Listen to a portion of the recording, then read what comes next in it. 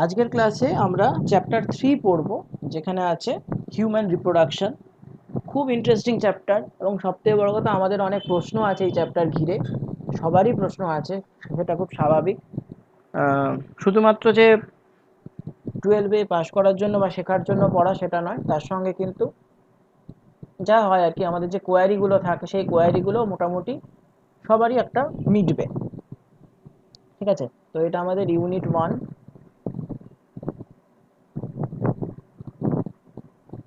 এবং চ্যাপ্টার 3। এই চ্যাপ্টারটা খুব সম্ভবত অনলাইনেই হবে, তাতে করে আমারও সুবিধে হয়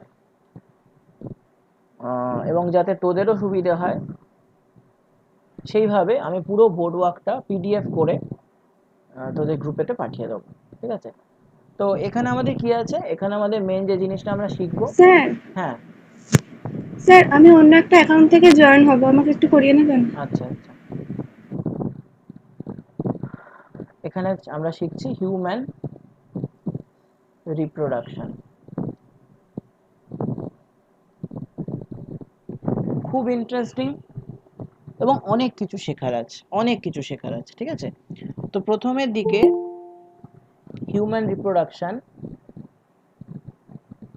হিউম্যান রিপ্রোডাকশন এই যে, এক মিনিট, হ্যাঁ হিউম্যান রিপ্রোডাকশন এই যে চ্যাপ্টারটা, সেই চ্যাপ্টারটার মধ্যে আমরা একটু দেখে নিই ঠিক কী কী পড়তে হবে। যে জিনিসগুলো পড়তে হবে তার মধ্যে একদম ফার্স্টেই হচ্ছে রিপ্রোডাক্টিভ সিস্টেম।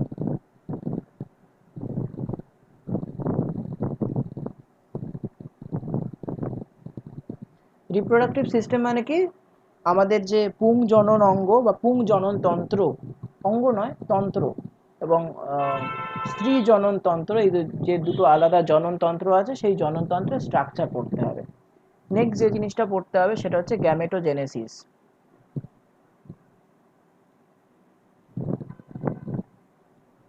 গ্যামেটোজেনেসিস কথার মানে হলো, এর বাংলা হয় না।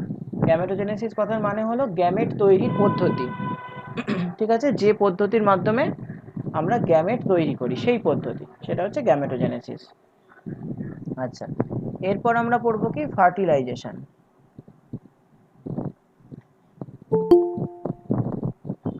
ফার্টিলাইজেশন মানে নিষেক পড়ব। একটু টাইমে জয়েন হওয়ার চেষ্টা করি সবাই। ফার্টিলাইজেশন বা নিষেক পড়ব। নিষেকের একদম যখন আলটিমেট শেষ, মানে নিষেক যখন বুঝে নিলাম, তখন সেই সময় হচ্ছে পার্টুইরেশন। পার্টুইরেশন মানে হলো যেটাকে আমরা বলি না বেবি ডেলিভারি, এই কথাটা বলি অনেক সময়, তো সেইটা হচ্ছে পার্টুইরেশন। বেবি কিভাবে ডেলিভারি হয়। প্রবাবলি এটা দিয়েই এই চ্যাপ্টারটা শেষ, আমি তাও একটু দেখে বলছি তোদের। এটা দিয়েই সম্ভবত মোটামুটি এটা দিয়ে শেষ। এবারে কিছু ছোট ছোট টপিক ভেতরে থেকে যায়, যেমন ধর কিছু ছোট টপিক বলছি, এগুলো ছাড়াও যে টপিকগুলো থাকবে, যেমন ধর মেনস্ট্রুয়াল সাইকেল,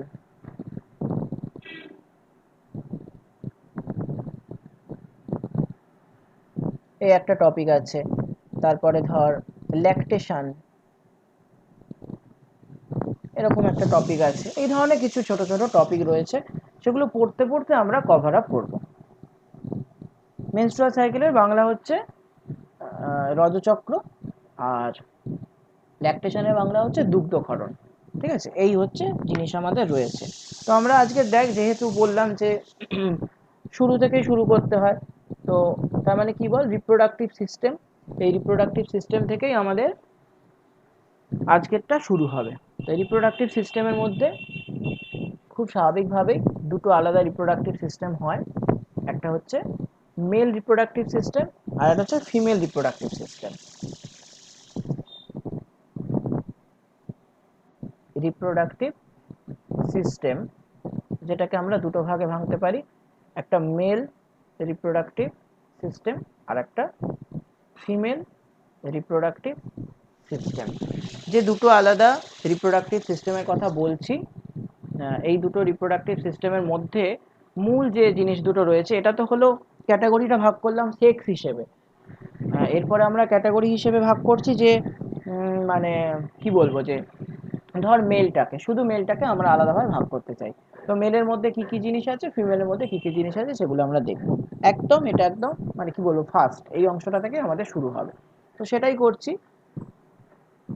পুংজননতন্ত্র বা মেল রিপ্রোডাক্টিভ সিস্টেম, যেহেতু এটা থিওরি ক্লাস, আমি একটু চেষ্টা করছি যতটা সম্ভব বাংলায় জিনিসটা করানোর। পুংজননতন্ত্র বা মেল রিপ্রোডাক্টিভ সিস্টেম, সেটা মূলত তিনটে ভাগে ভাগ করা যায়। তার মধ্যে প্রথম যে ভাগটা, সেই প্রথম ভাগটাকে আমরা বলছি প্রধান যৌনাঙ্গ।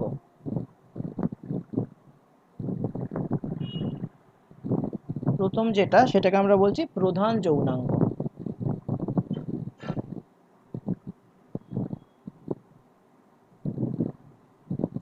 প্রধান যৌনাঙ্গের মধ্যে কি পড়ছে, টেস্টিস বা শুক্রাশয়। আচ্ছা, টেস্টিসের দুটো বানান হয়, একটা হচ্ছে টিইএস টিআইএস, আর একটা হচ্ছে টিইএস টিইএস। কোনটা ঠিক রে? টিআইএস। TIS TIS ফার্স্টেরটা।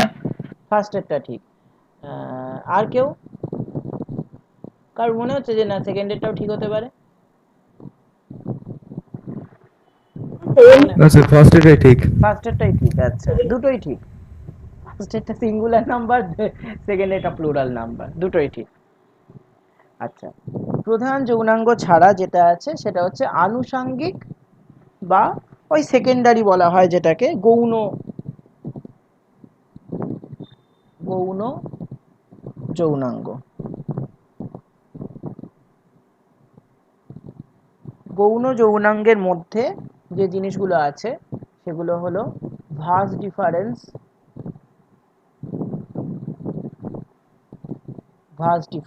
বা শুক্রনালী বলা হয় একে, এপিডার্মিস, বাংলায় এপিডার্মিসই বলা হয়, সেমিনাল ভেসিকল,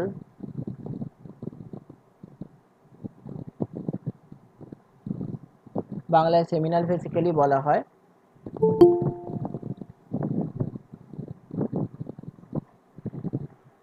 সেমিনাল ভেসিকলই বলা হয়। সেমিনাল ভেসিকল ছাড়া রয়েছে প্রস্টেট গ্ল্যান্ড, প্রস্টেট গ্ল্যান্ড এবং কাউপার্স গ্ল্যান্ড।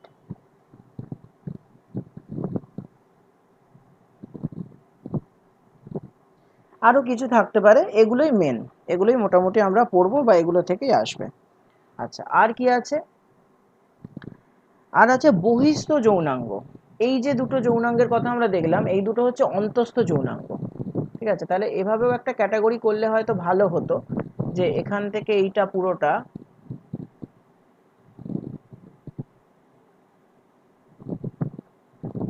অন্তস্থ। ঠিক আছে, এটা অন্তস্থ যৌনাঙ্গ,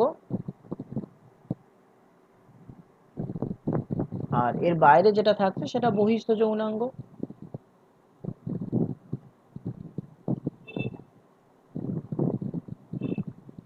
বহিস্থ যৌনাঙ্গের মধ্যে দুটো পার্ট থাকে, একটি পার্টকে আমরা বলি পেনিস, বাংলায় শিশ্ন বলে, আর একটা পার্টকে আমরা বলি স্ক্রোটাম,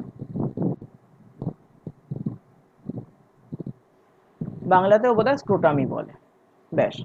আচ্ছা, এখানে যে পার্টগুলো আমরা দেখছি, এই পার্টগুলোর মধ্যে যদি আমরা প্রেফারেন্স দেখি, তো কোনটা কোনটা ভালো করে পড়তে হবে না, টেস্টিস পড়তে হবে ভালো করে, স্যার স্ক্রোটামকে শুক্রথলি বলে, শুক্রাশয় থলি। ঠিক ঠিক ঠিক, হ্যাঁ শুক্রথলি বলে। আচ্ছা, এখানে ফার্স্ট ডিফারেন্সের কাজ পড়তে হবে, সেমিনাল ভেসিকেলের কাজ পড়তে হবে, প্রস্টেট গ্ল্যান্ডের কাজ পড়তে হবে, আর কাউপার্স গ্ল্যান্ডের কাজ পড়তে হবে। এই কটা পড়লে এখানে হয়ে গেল। তো এই জিনিসটা একটু দেখে নি ছবি থেকে, যে ঠিক কেমন দেখতে হয়।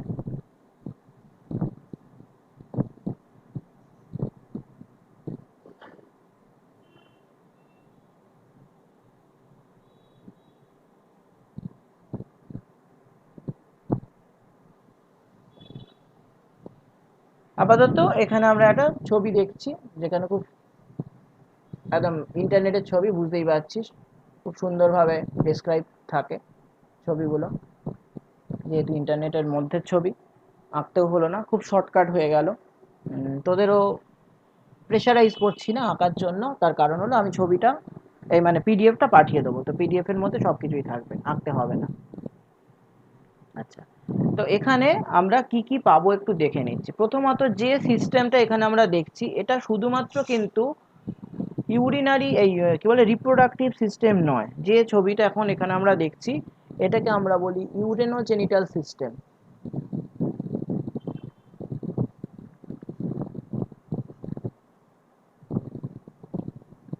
ইউরেনোজেনিটাল সিস্টেমের মানে কি, মানে যেখানে ইউরিনারি এবং জেনিটাল, এখান থেকে ইউরিনারি মানে রেচন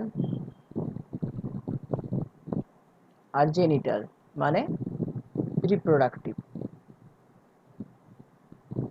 একসাথে আছে, তাকে আমরা জনন, তাই তো, জননতন্ত্র একসাথে আছে, তাকে আমরা ইউরেনোজেনিটাল সিস্টেম বলি। ইউরেনোজেনিটাল সিস্টেমের মধ্যে শুধু জেনিটাল সিস্টেমটাকেই আমরা আইডেন্টিফাই করব, আর কিছু না, ঠিক আছে, শুধু জেনিটাল সিস্টেম।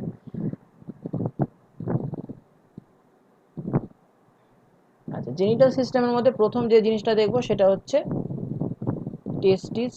আচ্ছা, এই কালারটা একেবারেই দেখা যাচ্ছে না, আমি নিজেও দেখতে পাচ্ছি না, রেডটাই থাক, ঠিক আছে, রেডটাই থাক। এটা হচ্ছে টেস্টিস, এটাও টেস্টিস। দুটো টেস্টিস, দুটো দেখতে আর এক মানে দু রকম। এটা হচ্ছে টেস্টিসের বাইরে থেকে দেখতে যেমন হয়, এক্সটার্নাল স্ট্রাকচার, বাইরে থেকে দেখতে যেমন হয়, আর এটা হচ্ছে ক্রস সেকশন করার পর structure, cross section of testis, ঠিক আছে, ক্রস সেকশন অফ টেস্টিস, টেস্টিসে ক্রস সেকশন করার পরে স্ট্রাকচার। তো ক্রস সেকশন করার পরে যে স্ট্রাকচারটা রয়েছে সেই স্ট্রাকচারের মধ্যে আপাতত যেটা আমরা বুঝতে পারছি সেটা হলো টেস্টিসের গায়ে এপিডিডাইমিস যুক্ত আছে, এই যে এপিডিডাইমিসের পয়েন্টটা রয়েছে, এপিডিডাইমিস যুক্ত আছে, যেটা একটু হাইলাইটার দিয়ে দেখায়, এপিডিডাইমিস যুক্ত আছে, আর ভেতরটাকে আমরা টেস্টিস বলছি। তো টেস্টিসের ভেতরের যে গঠনটা সেটা কেমন বল, সেটা অনেকগুলো খোপ বা কি বলবো অনেকগুলো চেম্বার এইভাবে ভাগ করা আছে ভিতরের গঠনটা, আর তার ঠিক গা থেকে তৈরি হয়েছে এপিডিডাইমিস, এবং এপিডিডাইমিস থেকে একটা পাইপ ওপর দিকে উঠেছে, তাই না? যে পাইপ সরি, যে পাইপটা ওপরের দিকে উঠেছে তার আমরা এখানে নাম দেখতে পাচ্ছি ডাক্টাস ডিফারেন্স, এটাকেই আমরা ভাস ডিফারেন্স বলে থাকি। এই পাইপটাকেই আমরা ভাস ডিফারেন্স বলে থাকি। ইন্টারনেটে অনেক সময় কিছু অন্যান্য টার্ম থাকে, মানে ওরা ইউজ করে, ভুল নয় কোনোটাই, আমরা যেটা শিখছি সেটাও ভুল নয়, ইন্টারনেটেরটাও ভুল নয়, একাধিক নাম থাকতেই পারে কোনো জিনিসের। তো এই ডাক্টাস ডিফারেন্সিয়েসাস যে জায়গাটা, সে গিয়ে কি করছে না, সেমিনাল ভেসিকেল বলে, সেমিনাল ভেসিকেল বলে একটা ক্যাভিটি বা দুটো ক্যাভিটি, একটা না দুটো ক্যাভিটির মধ্যে উন্মুক্ত হচ্ছে। পাশেই ছবিটা রয়েছে দেখতে পাচ্ছিস, এই জায়গাটা, ঠিক আছে, এই জায়গাটা হচ্ছে সেমিনাল ভেসিকেল, এদিকেও আছে এদিকেও আছে, দেখ একটা, ভালো করে খেয়াল কর, আমি একটু অ্যারোটা দিয়েই দেখাচ্ছি, একটা আসছে এইভাবে নেমে আসছে, আর একটা এর গায়ে পাতার মতো একটা জিনিস আছে, সেটা এপাশেও আছে, ঠিক আছে, কি বললাম বল, একটা এইভাবে নেমে আসছে পিছন দিয়ে, আর একটা পাতার মতো জিনিস আছে, ভালো করে একটু আঁকি, আঁকলে বুঝতে পারবি, দেখ একটা পাতার মতো জিনিস আছে, থিকনেসটা একটু বাড়াতে হবে, একটা পাতার মতো জিনিস আছে, তাই না, এই যে এইরকম ধরনের পাতার মতো একটা জিনিস আছে, এই পাতার মতো জিনিসটাই অ্যাকচুয়ালি সেমিনাল ভেসিকেল, এটাই অ্যাকচুয়ালি সেমিনাল ভেসিকেল। পেছন দিয়ে আসছে ভাস ডিফারেন্স, এসে সেমিনাল ভেসিকেলের একদম যে প্রান্ত অংশ সেখানে এসে আটকাচ্ছে। তার মানে টেস্টিস সরি, টেস্টিস থেকে যে শুক্রাণুগুলো ভাস ডিফারেন্স হয়ে আসছে তারা জমা হচ্ছে কোথায়, সেমিনাল ভেসিকেল, বা ডাক্টাস ডিফারেন্স দিয়ে যে শুক্রাণুগুলো আসছে টেস্টিস থেকে তারা এসে জমা হচ্ছে কোথায়, সেমিনাল ভেসিকেলে, ঠিক আছে। পাশে আর একটা ছবি আছে, যে ছবিটা আমার মনে হয় আরো বেশি ডিফিকাল্ট, যেটা সাইড ফেস করিয়েছে, মানে এখানে দেখ কি বলেছে, স্যাজিটিয়াল সেকশন, ওই পাশ থেকে দেখিয়েছে, আমার মনে হয় এটা বেশি শক্ত, বরঞ্চ অ্যান্টেরিয়রটা বোঝা অনেক ইজি, আমার যতটা মনে হয়। তোদের যদি ওটাও মনে হয় যে না ওটা থেকেও শিখবি, তো দেখতেই পারিস, যে দেখ এই যে কালারটা চেঞ্জ করে নিই, দেখ এই যে এই আসছে লাল ডটটা যেখান দিয়ে যাচ্ছে, এটা ভাস ডিফারেন্স, এসেই জয়েন হলো, আর এই পেছনের দিকে যেটা আছে এটা হচ্ছে সেমিনাল ভেসিকেল, ঠিক আছে, এই জিনিসটা হলো সেমিনাল ভেসিকেল। তো সেমিনাল ভেসিকেলের মধ্যে চলে গেল জিনিসটা ওইভাবে। ক্লিয়ার? আচ্ছা, সেমিনাল ভেসিকল থেকে তার তলায় একটা নালী আছে, যে নালীটা আসছে এই তলায়, আরো তলায় আসছে দেখ, এসে আর একটা গ্ল্যান্ডের সঙ্গে যুক্ত হচ্ছে। যে গ্ল্যান্ডটার এরা নাম বলছে বাল্বো ইউরেথ্রাল গ্ল্যান্ড, যে গ্ল্যান্ডটার এরা নাম বলছে বাল্বো ইউরেথ্রাল গ্ল্যান্ড। এই বাল্বো ইউরেথ্রাল গ্ল্যান্ড আমাদের ক্ষেত্রে নাম হয়ে যায় কাউপার্স গ্ল্যান্ড। আমাদের ক্ষেত্রে এর নাম হয়ে যায় কাউপার্স গ্ল্যান্ড। এই জিনিসটারই নাম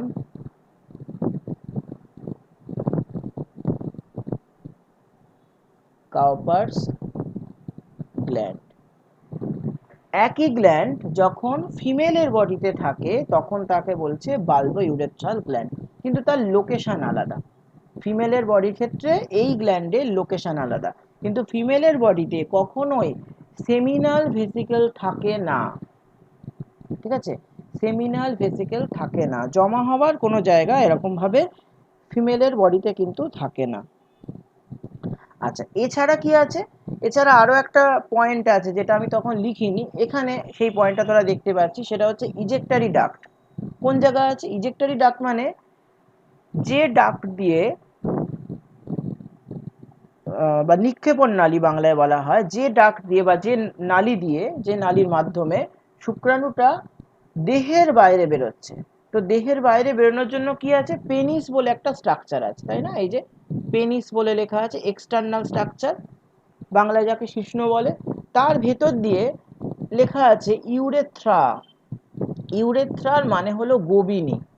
ঠিক আছে, ইউরেথ্রা এখানে হবে না, এখানে হবে ইজেক্টারি ডাক্ট, এখানে হবে ইজেক্টরি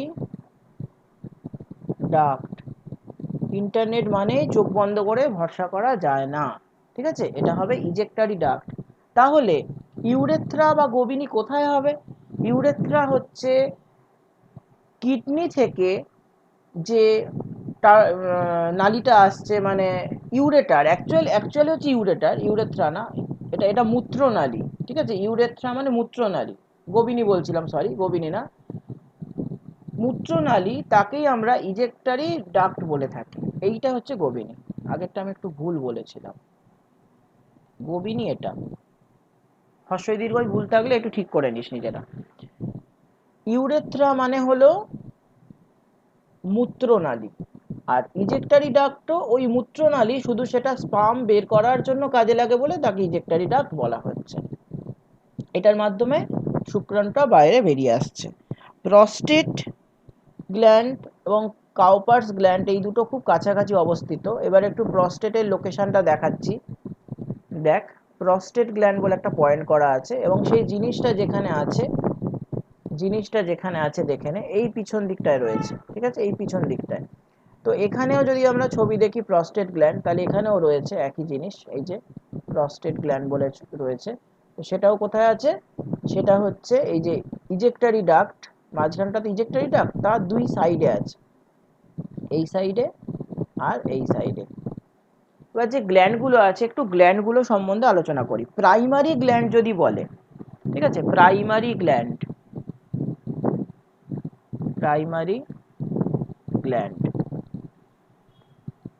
তাহলে কি হবে? তাহলে হবে টেস্টিস। এটা প্রাইমারি গ্ল্যান্ড, যার একটাই কাজ স্পাম তৈরি করা, স্পাম তৈরি করা একটাই কাজ, একটাই গ্ল্যান্ড হয়। কিন্তু সেকেন্ডারি গ্ল্যান্ড যদি বলে, মানে গৌণ গ্রন্থি যদি বলে, সেকেন্ডারির মধ্যে প্রথমে থাকছে কি? সেমিনাল ভেসিকেল, সেমিনাল ভেসিকেল, এটা প্রথম থাকছে। সেমিনাল ভেসিকেলের মেন কাজ কি? না, এটা শুক্রাণু সংগ্রহ করে। ঠিক আছে, শুক্রাণু সংগ্রহ করে। শুক্রাণু সংগ্রহ করার সাথে সাথে শুক্রাণুর পুষ্টি মাধ্যম, সামান্য পরিমাণে পুষ্টি মাধ্যম এরা যোগান দেয়, খুব বেশি না, শুধুমাত্র সংগ্রহটাই এদের মেন কাজ। আচ্ছা, এবারে কি 2 নম্বর কি? 2 নম্বর, 2 নম্বরেতে পাবি prostate gland. Prostate gland, prostate gland কি করছে? থাকছে কোথায়? থাকছে ইজেক্টারি ডাক্টের দুই সাইডে, তাই তো, ইজেক্টারি ডাক্টের দুই সাইডে। যে সময় কপুলেশন বা সঙ্গম হয়, মানে দুটো প্রাণী তাদের রিপ্রোডাক্টিভ ট্র্যাক বা রিপ্রোডাক্টিভ অর্গ্যান, যেগুলো এক্সটার্নাল রিপ্রোডাক্টিভ অর্গ্যান, ফিমেলের ক্ষেত্রেও কিছু এক্সটার্নাল রিপ্রোডাক্টিভ অর্গ্যান আছে, সেই দুই রিপ্রোডাক্টিভ অর্গ্যান তার যখন কপুলেশন হয়, নিষেক কিন্তু এটাকে বলে না, বাংলায় সঙ্গম বা টাইপের এরম কিছু একটা কথা বলে। তো সেই কপুলেশনের সময় যাতে কোনোভাবে টিস্যু ড্যামেজ না হয়, সেই টিস্যু ড্যামেজের জন্য একটা লুব্রিকেটিং ফ্লুইড বের হয়। লুব্রিকেটিং ফ্লুইড মানে একটা পিচ্ছিলকারক তরল বের হয়, সেই তরলটা প্রস্টেট গ্ল্যান্ড থেকে তৈরি হয়। এবং প্রস্টেট গ্ল্যান্ডের লোকেশন দেখ ঠিক এমন জায়গায় আছে যেখান থেকে শুক্রাণুর আগে সে বের হতে পারবে। শুক্রাণু আছে কোথায়? সেমিনাল ভেসিকেলে। প্রস্টেট গ্ল্যান্ড কোথায়? সেমিনাল ভেসিকেলের আরো তলায়। তার মানে প্রথম ক্ষরণটা প্রস্টেট গ্ল্যান্ড থেকেই হতে হবে, যাতে করে কি হয়, রিপ্রোডাক্টিভ যে ট্র্যাকটা সেটা স্মুথ থাকে। ঠিক আছে, স্মুথ থাকে, যাতে শুক্রাণু খুব সহজে বের হতে পারে, 1 নম্বর। 2 নম্বর হচ্ছে ডিউরিং কপুলেশন কোনোভাবে টিস্যু ড্যামেজ যাতে না হয়, টিস্যুর ওপর একটা ওই লুব্রিকেটিং আবরণ তৈরি হয়ে যায়, যার ফলে টিস্যু ড্যামেজ প্রিভেনশন হয়। আচ্ছা, 3 নম্বর কি? 3 নম্বর হচ্ছে কাউপার্স গ্ল্যান্ড। তো এই ফ্লুইডটা প্রি সেমিনাল ফ্লুইড তো? প্রি সেমিনাল ফ্লুইড, যেহেতু সেমিনাল ভেসিকেলের পরে থাকে, প্রি সেমিনাল ফ্লুইড, কাউপার্স গ্ল্যান্ড। কাউপার্স গ্ল্যান্ডের কাজ হলো দুটো কাজ। এক হচ্ছে যেটা প্রস্টেটের কাজ, সেই একই কাজ, ঠিক আছে, মানে ওই পিচ্ছিল কারক হিসেবে একটা কিছু তৈরি করা, প্লাস আমাদের যে মেল রিপ্রোডাক্টিভ ফ্লুইড মানে সিমেন, আমরা যাকে কি বলি সিমেন, বাংলায় কি বলে জানো? সিমেনকে বাংলায় কিছু বলে? সিমেনই বলে সম্ভবত, জানি না, যাই হোক যেটা বলে সেটাই।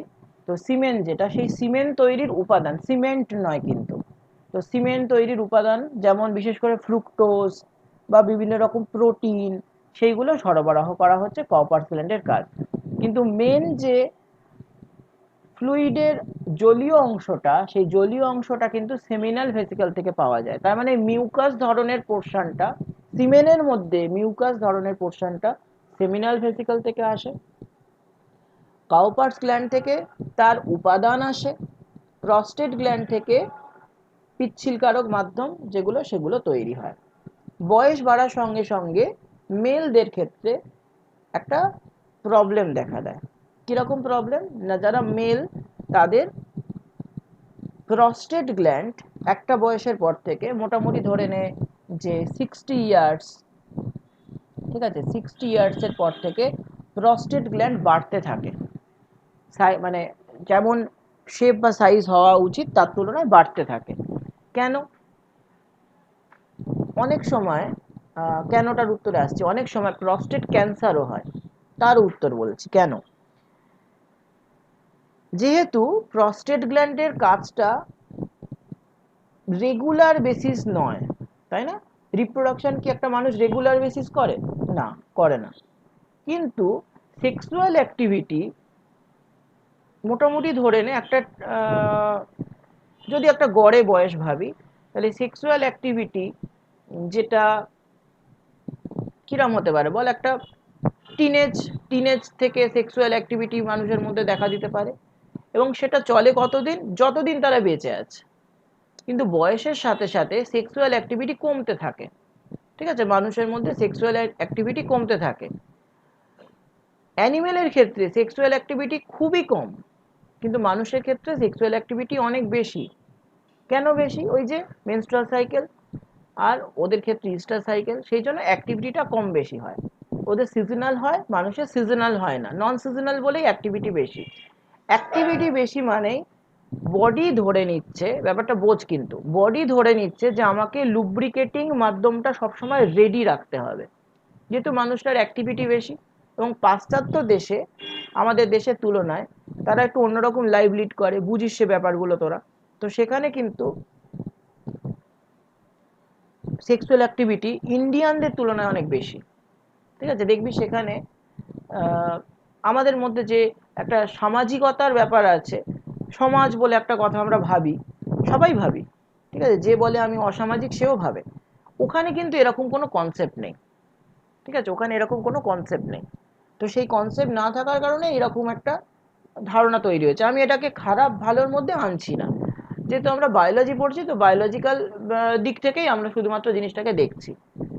তো যার জন্য কি হয়, রিপ্রোডাক্টিভ ফ্লুইড বা সিমেন বা মিউকাস বা পিচ্ছিলকারক প্রিসেমিনাল ফ্লুইড যাই বলিস না কেন, এগুলোর যোগান দিয়ে রাখতে হয়, বডিকে যোগান দিতে হয়। এবং এইটা প্রস্টেট গ্ল্যান্ডের মেন কাজ, এই যোগান দেওয়াটা, প্রিসেমিনাল ফ্লুইডটা মেন কাজ প্রস্টেট গ্ল্যান্ডের। কারণ কাউপার্স গ্ল্যান্ড কি করছে, কাউপার্স গ্ল্যান্ড সাধারণত ওই আর কি যে উপাদানগুলো দিচ্ছে, একটা স্পামকে বেঁচে থাকার উপাদান দিচ্ছে, টিফিন, যেটা মা আমাদের স্কুল যাওয়ার সময় টিফিন বক্সে টিফিন দিয়ে দেয়, সেরকম করছে, ঠিক আছে, আর কিছু না। কিন্তু ওখানে যে ফ্লুইডটা তৈরি হচ্ছে, সেই ফ্লুইডটা বয়স বাড়ার সঙ্গে সঙ্গে যদি ইউজেস না হয়, তাহলে প্রস্টেট গ্ল্যান্ড আস্তে আস্তে তার আকারটা বাড়তে থাকবে। স্বাভাবিক, তুই ভাব যে থাইরয়েড গ্ল্যান্ডে যদি হরমোন বেশি তৈরি হয়, তাহলে কি হবে, থাইরয়েডের থেকে যে ডিজিজগুলো হয় তোরা জানিস, গলগণ্ড হয়, তো গলগণ্ড হবে। গলগণ্ড মানে কি, থাইরয়েড গ্ল্যান্ডটাই ফুলে যাওয়া। এখানেও ঠিক তাই, প্রস্টেট গ্ল্যান্ডটা ফুলে যাওয়া, ঠিক আছে, যার জন্য প্রস্টেটের একটা সমস্যা 60 ইয়ার্সের পর থেকে হয়। এখন মানুষ যে স্ট্রেসের মধ্যে থাকে, তাতে করে তাদের সেক্সুয়াল অ্যাক্টিভিটি ওই 35-এর পর থেকে কমতে থাকে, ঠিক আছে। তো যার জন্য 40 বছরের পর থেকে আমাদের ইন্ডিয়ানদের ক্ষেত্রে এরকম প্রবলেম দেখা দেয়। আচ্ছা, আর একটা গ্ল্যান্ড আমি একদম না বললে খুব খারাপ হবে, সেটা হচ্ছে বাল্বো ইউরেথ্রাল গ্ল্যান্ড, যেটা লেখা আছে এখানে, বাল্বো ইউরেথ্রাল গ্ল্যান্ড, এটার কথা না বললে খারাপ হবে। এটার লোকেশন একটু তলায়। একে আমরা কাউপার্স গ্ল্যান্ডের সঙ্গে তুলনা করেছিলাম একটু আগে, কিন্তু এখানে বাল্বো ইউরেথ্রাল গ্ল্যান্ডের অ্যাকচুয়াল লোকেশন একটু আলাদা। কিরকম না, আমাদের যে গ্ল্যান্ড পেনিস বলা হয়, গ্ল্যান্ড পেনিস মানে পেনিসের একদম সামনের অংশটা, তার ঠিক পাশে এই জায়গাটায় কিছু মাস্কিউলার টিস্যু থাকে, এই জায়গাটা, ঠিক আছে, এই জায়গাগুলো কিছু মাস্কিউলার টিস্যু থাকে, যেগুলোকে উত্তেজনাতে যে টিস্যুগুলো সংকোচন এবং প্রসারণ আমরা ম্যাক্সিমাম দেখতে পাই। এই টিস্যুগুলো যেখানে শেষ হয়, মানে এইরম পজিশনে, ঠিক আছে, এইরম পজিশনে বা এই পজিশনের ওপর থেকে, এই পজিশনের ওপর থেকে সেখানে বাল্বো ইউরেথ্রাল গ্ল্যান্ড এরম একটা নয়, একাধিক থাকে, এইভাবে একাধিক থাকে, যার কাজ হলো ওই ট্র্যাকটাকে সিক্ত রাখা। তাহলে বাল্বো ইউরেথ্রাল গ্ল্যান্ড, যেটা seems to be a Cowper's gland, ছোট ছোট গ্রন্থি বলে এরকম নাম হয়েছে, কিন্তু এটা কখনোই সেম জিনিস নয়। অ্যাকচুয়ালি বাল্বো ইউরেথ্রাল গ্ল্যান্ড যে নামটা, এই কনসেপ্টটা ফিমেলদের থেকে এসছে। ফিমেলের কাউপার্স গ্ল্যান্ডটা অনেকগুলো ভাগে ভাগ হয়ে গেছে, ঠিক আছে, এবং ফিমেলে যেহেতু সিমেন প্রস্তুত করতে হয় না, সেই জন্য ওদের শুধুমাত্র সিক্রিশন নেচারটাই ওরা রেখে দিয়েছে, ভ্যাজাইনাল সিক্রিশনের হিসেবে বাল্বো ইউরেথ্রাল গ্ল্যান্ডটা ওদের ক্ষেত্রে কাজ করে। মেলদের ক্ষেত্রে যেহেতু অনেক কিছু এক্সট্রা প্রডিউস করতে হচ্ছে সিমেন ছাড়াও, সরি স্পাম ছাড়াও, তো সেই কারণে অনেকগুলো অ্যাডিশনাল গ্ল্যান্ড এখানে এসে জুটেছে। তো যাই হোক, এই জায়গাটা থেকে অনেক প্রশ্ন আসে, যেমন যতগুলো গ্ল্যান্ড আমরা এখানে হাইলাইট করেছি, সেই প্রত্যেকটা গ্ল্যান্ডের কাজ। এপিডিডাইমিস কি, আমরা এপিডিডাইমিস পুরোপুরি বলিনি এখনো পর্যন্ত। টেস্টিস কি, টেস্টিস এটুকু জেনে গেছি যে টেস্টিস থেকে স্পাম তৈরি হয়, আগেও জানতাম। ইউরেথ্রা কথাটা আমরা এখানে বলবো না, তার বদলে ইজেক্টারি ডাক্ট বলবো। কাউপার্স গ্ল্যান্ড বা আর যে গ্ল্যান্ডগুলো আছে সেগুলো সম্বন্ধে মোটামুটি একটা আইডিয়া তোদের দিয়ে দিলাম। তো এখান থেকে খুব বেশি প্রশ্ন আসবে না, শুধুমাত্র আমি একটা একটু ডিটেলে করালাম, কারণ জিনিসটা অনেকের ক্ষেত্রেই খুব স্পষ্ট ধারণা থাকে না, যাতে করে ধারণাটা স্পষ্ট হয় সেটার জন্যই আমি একটু চেষ্টা করলাম। আচ্ছা, এবারে আমরা যে জিনিসটা করবো, স্যার খুব সুন্দর বলে ফেল। বলছে স্পাম আর সিমেনের মধ্যে পার্থক্যটা? স্পাম আর সিবেন, স্পাম মানে গ্যামেট, মেল গ্যামেট, ঠিক আছে, যেটা মিওসিসের ফলে যে গ্যামেটটা তৈরি হয়, যে গ্যামেটের মাধ্যমে বংশগত বস্তু বা জেনেটিক মেটেরিয়াল, সেটা মানে ডিএনএ, সেটা সন্তানের মধ্যে ট্রান্সফার হয়, যেটা একটা কোষ। বাংলায় স্পামকে শুক্রাণু বলে। আর সিমেন হচ্ছে শুক্রাণু পরিবহনকারী একটা মাধ্যম, ঠিক আছে। তো সেই ডিউরিং কপুলেশন যে সিমেন বা ওই, ও বাংলায় এটা বোধহয় বীর্য বলে মোস্ট প্রবাবলি, ঠিক আছে, বা মেন্স বা কি বলে ওটাকে বল, বীর্যই তো বলে, হ্যাঁ ওই রকম একটা কিছু নাম বলে, ঠিক আছে। তো সেই জিনিসটার মাধ্যমে সিমেন্টটা বলছি, স্পামটা বের হয়। ভাব একটা স্পাম হচ্ছে একটা ব্যাঙাচি, ঠিক আছে, ব্যাঙাচি, তো তাকে তো সাঁতার কেটে যেতে হবে, ফ্লাজেলা থাকে, তো সাঁতারটা কাটবে কোথায়, জল যদি না থাকে? তো সেই মিডিয়ামটাই হচ্ছে সিমেন্ট। সিমেন্ট দুটো কাজ করে। রিপ্রোডাক্টিভ ফ্লুইড বলা হচ্ছে কারণ সেটা একটা শরীর থেকে অন্য শরীরে যাচ্ছে, সেটা একটা কারণ। আর একটা হচ্ছে এর মধ্যে স্পামকে বা শুক্রাণুকে পুষ্টি যোগান দেওয়ার মতো বেশ কিছু উপাদানও আছে। তো এই দুটো কারণ এখানে রয়েছে। বুঝে গেল? আচ্ছা। আচ্ছা, এটা কিছু বলতে গেছিলাম, ভুলে গেছি। যাই হোক, কোনো কোশ্চেন থাকলে বলবি, এটা কিন্তু খুব সেন্সিটিভ টপিক, কারণ আমরা অনেকটা জানি না, অনেকটা ভুলও জানি। আচ্ছা, এখন যে ছবিটা আমরা দেখছি এটা একটা টেস্টিসের 3D সেকশন। 3D সেকশনটার মধ্যে আমি প্রথমেই কয়েকটা জায়গা একটু তোদের দেখাতে চাইছি। যেমন ধর এই জায়গাগুলো একটা চেম্বার আছে, তাই না? এই যে ছোট ছোট চেম্বার রয়েছে, তাই না? এরকম ছোট ছোট চেম্বার আছে। এই চেম্বারগুলোর কোনো নাম নেই, ঠিক আছে? চেম্বারগুলোর কোনো নাম নেই, কিন্তু চেম্বারের মধ্যে যদি একটু জুম করিস তাহলে দেখতে পাবি চেম্বারের মধ্যে সরু একটা পাইপের মতো জিনিস ভরা আছে। ঠিক কেমন বলবো, মনে কর একটা বস্তার মধ্যে বিরাট বড় একটা পাইপকে, ফ্লেক্সিবল পাইপ, ঠিক আছে, বাগানে জল দেওয়ার যে পাইপগুলো হয়, এরকম একটা পাইপকে তুই একটা বস্তার মধ্যে ভরে দিয়েছিস, যেমন ইচ্ছে ভাবে ভরে দিয়েছিস, ঠিক আছে, যেমন ইচ্ছে সেইভাবে ভরে দিয়েছিস। তো তাতে করে কিরম দেখতে হয়েছে, ঠিক যে আমরা এখন যেরকম দেখছি এরকম হলো, এরকম ধরনের দেখতে হয়েছে। দেখ ভেতরে পুরো যেমন ইচ্ছে ভরা রয়েছে। তো যে নালীটা ভেতরে রয়েছে তাকে আমরা বলছি সেমিনিফেরাস নালী বা সেমিনিফেরাস টিউবিউল, যেটা ওই প্রত্যেকটা চেম্বারের মধ্যে ভরা আছে। আচ্ছা, সব থেকে বাইরের যে লেয়ার, টেস্টিসের সব থেকে বাইরের যে লেয়ার, তাকে আমরা বলছি টিউনিকা ভ্যাজাইনালিস, ঠিক আছে? সব থেকে বাইরের যে লেয়ার তাকে আমরা বলছি টিউনিকা ভ্যাজাইনালিস। টিউনিকা ভ্যাজাইনালিসের পরের যে লেয়ার তাকে আমরা বলছি tunica, sorry, visceral layer of tunica vaginalis. একটু দাঁড়া। আচ্ছা, এটাকে ছেড়ে দে, এটাকে এখন ছেড়ে দে। সব থেকে ভেতরের যে লেয়ার তাকে আমরা বলছি টিউনিকা অ্যালবুজিনিয়া। এটা হচ্ছে সব থেকে ভিতরের লেয়ার, ঠিক আছে? Tunica vaginalis, tunica albuginea. এর মাঝে একটা ভিসেরাল লেয়ার থাকে। ভিসেরাল লেয়ার পড়ার সিলেবাসের জন্য পড়ার দরকার নেই, তাহলে আমাদের বাইরের এক্সটার্নালটা পড়বো আর ইন্টারনালটা পড়বো, ভিতরের লেয়ারটা পড়বো, এই দুটো লেয়ার পড়বো। ভিসেরাল লেয়ার পড়ার দরকার নেই। আচ্ছা, আর কি থাকে স্যার, বল। টিউনিকা ভাস্কুলাসা বলে কি? টিউনিকা ভাস্কুলোসা, এটা কি মাঝখানের লেয়ারটা রে? ওটা তো ভিসেরালের আমার মনে হচ্ছে খোপগুলোকে বলে। সবগুলোকে? খোপগুলোর, না খোপগুলোর বাইরে যে পর্দাটা থাকে ওইটাকে বলা হয়। খুব সম্ভবত, আমি জানি না ঠিক। কি আছে একটু পড়, লেখাটা পড় বইয়েতে। বইতে একটা ছবি আছে, ছবিতে ওটা লেখা ছিল, ওখানে কোনো ব্যাখ্যা দেওয়া নেই ওটা। এই দুটো টার্ম দেওয়া আছে ওর সঙ্গে।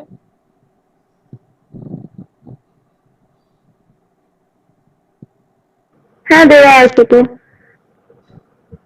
এই দুটোকে কোথায় কোথায় দিয়েছে, বাইরে ভেতরে এরকম দিয়েছে? আর যে এখানে আপনি একটা গ্রে কালারের রয়েছে না, হুম হুম। ভিতরে সবুজ আর লালে, মানে দুটোর মাঝখানে একটা হোয়াইটিশ যে কালারটা রয়েছে ওইটা হচ্ছে, এখানে দেওয়া রয়েছে ওইটাকে। আচ্ছা, একটু চট করে পাঠিয়ে দে না ছবিটা আমায়, একটু চট করে হ্যাঁ, পাঠিয়ে দে। পাঠাচ্ছি। হুম।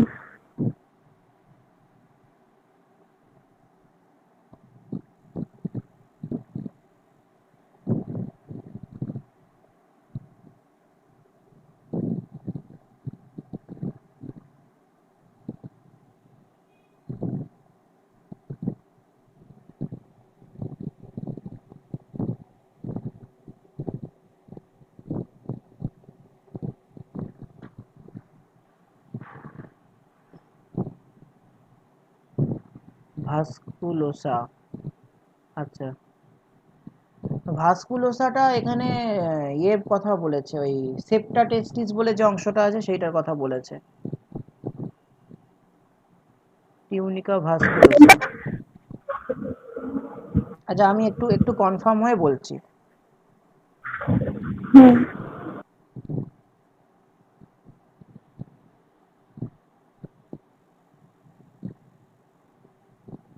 হ্যাঁ একদমই তাই, সেপ্টা টেস্টিসটাকে টিউনিকা ভাস্কুলোসা বলছে এই জিনিসটাকে।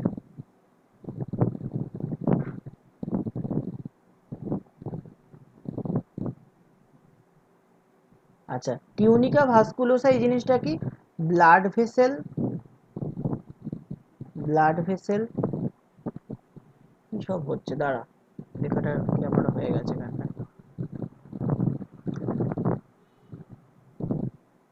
প্লাস সেমিনিফেরাস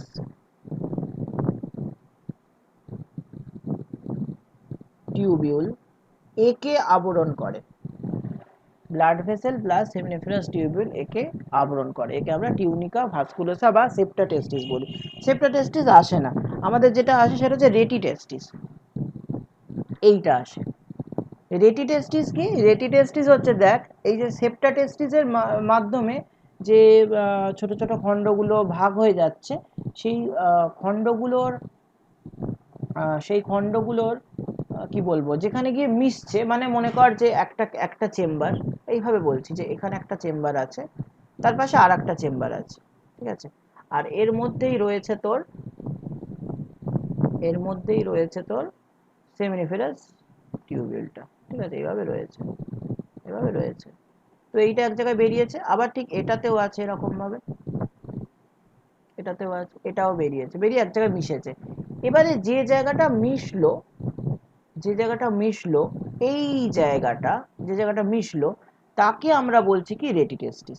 রেটি টেস্টিস মানে প্রত্যেকটা চেম্বার থেকে যখন সেমিনিফেরাস টিউবিউলগুলো একটা নির্দিষ্ট জায়গায় গিয়ে মিশছে তখন তাকে আমরা রেটি টেস্টিস বলছি। এইটা এটা আসে, এটা পরীক্ষাতে বেশ দেয়। আর এই রেটি টেস্টিসের এখানে আর একটা জিনিস থাকে যাকে বলা হয় ব্লাড টেস্টিস ব্যারিয়ার, ঠিক আছে, রেটি টেস্টিসকেই বলা হয় ব্লাড টেস্টিস ব্যারিয়ার। আমি এর বাংলাটা এক্সাক্ট বাংলাটা বলতে পারবো না, অনেক সময় বাংলা বইয়ে তো ব্লাড টেস্টিস ব্যারিয়ার এইভাবে লেখা দেখেছি।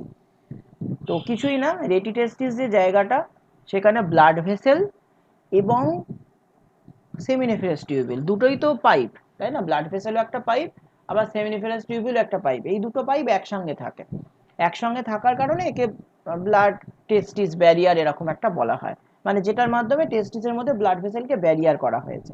এবার কেন ব্লাড ভেসেল থাকে বল, কারণ এই যে সেমিনিফেরাস টিউবিউল সেটা মূলত একটা কোষ নিয়ে তৈরি, আর এই সেমিনিফেরাস টিউবিউলের মধ্যে তৈরি হয় শুক্রাণু, তার মানে নিশ্চয়ই শুক্রাণু মাতৃকোষটা সেমিনিফেরাস টিউবিউলের মধ্যে আছে। এবার এতগুলো কোষকে পুষ্টি যোগান দিতে হয়, অক্সিজেন যোগান দিতে হয়, আবার ঠিক ওই কোষগুলো থেকে একইভাবে কার্বন ডাইঅক্সাইডকে ফেরত আনতে হয়, সেই কারণে আমাদের ব্লাড টেস্টিস ব্যারিয়ার প্রয়োজন হয়, ব্লাড ভেসেলেরও প্রয়োজন হয়, ঠিক আছে। এখান থেকে তোদের সিলেবাসের জন্য আর কিছু করতে হবে না, এবার যেটা করতে হবে সেটা হচ্ছে এপিডিডাইমিস। এপিডিডাইমিসকে আমরা ভাগ করেছি, দেখ হেড এপিডিডাইমিস যেটা ওপরের দিকে আছে, আর কোথায় গেল এপিডিডাইমিস বডি মাঝে আছে, টেল এপিডিডাইমিস তলায় আছে। মানে সহজ কথায় বলতে গেলে এই তিনটে জায়গা এই টোটাল জিনিসটাকে কভার করছে, ঠিক আছে, এই টোটাল জিনিসটাকে এই তিনটে জায়গার মাধ্যমে আমরা কভার করছি। এপিডিডাইমিস কি করে বুঝবো যে এপিডিডাইমিস কোনটা? যেখানে ইফারেন্ট ডাকটিওলস বা ভাষা ইফারেন্সিয়া গিয়ে জয়েন হয়, এই যে পয়েন্টটা রয়েছে ইফারেন্ট ডাকটিওলস, একেই আমরা বলি ভাষা ইফারেন্সিয়া। আগেরটা পেয়েছিলাম ভাস ডিফারেন্স, যে পাইপটা দেখ একদম পাশ থেকে ওপর উঠে যাচ্ছে, মানে এই যে এই পাইপটার কথা বলছি, এই পাইপটা, এটা হচ্ছে ভাস ডিফারেন্স। ভাস ডিফারেন্স আলাদা জিনিস আর ভাষা ইফারেন্সিয়া আলাদা জিনিস, এতটা ডিটেল লাগবে না, কিন্তু নামগুলো না জানলে বুঝতে খুব অসুবিধা হয়, শুধু নামগুলো জেনে রাখ। তাহলে ভাষা ইফারেন্সিয়ার মাধ্যমে এপিডিডাইমিস যে জায়গাটা, বাবা এখন কে আসছে,